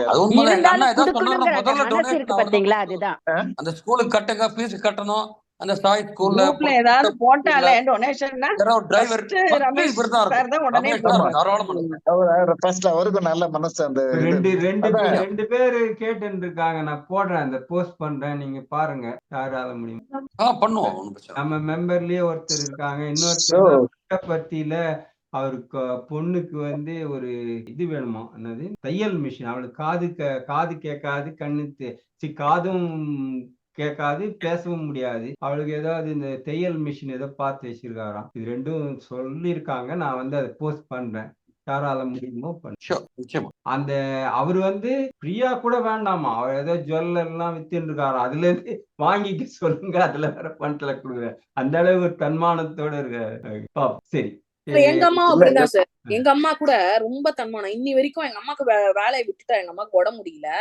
ஆனாலும் எங்க கிட்ட காசு வாங்காம நான் சுண்டல் கடை வச்சுதான் பொழைப்பேன்னு வாசல்ல கடை வச்சு சொன்னாங்க. பாவம். அதாவது இங்க இவ்வளவு நல்ல மனங்கள்லாம் இங்க ஒண்ணு சேர்ந்திருக்காங்கன்னா கடவுளுடைய கிருபை இருந்தாதான் அது மாதிரி நடக்கும். இப்படியே ஒத்துமையா இருப்போம், நல்ல விஷயங்கள்லாம் நடத்தலாம். நம்மளே கூட நான் சொன்னேனே இது மாதிரி பிட்காயின் மாதிரி நானே ஒரு கரன்சியை போடலான்னு இருக்கேன்.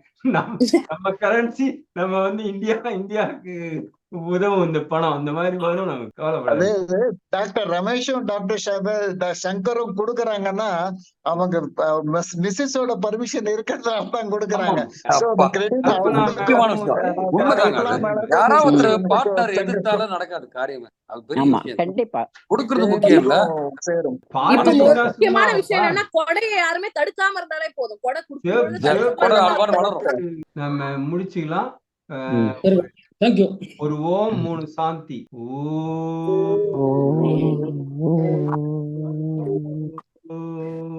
சாந்தி சாந்தி சாந்தி.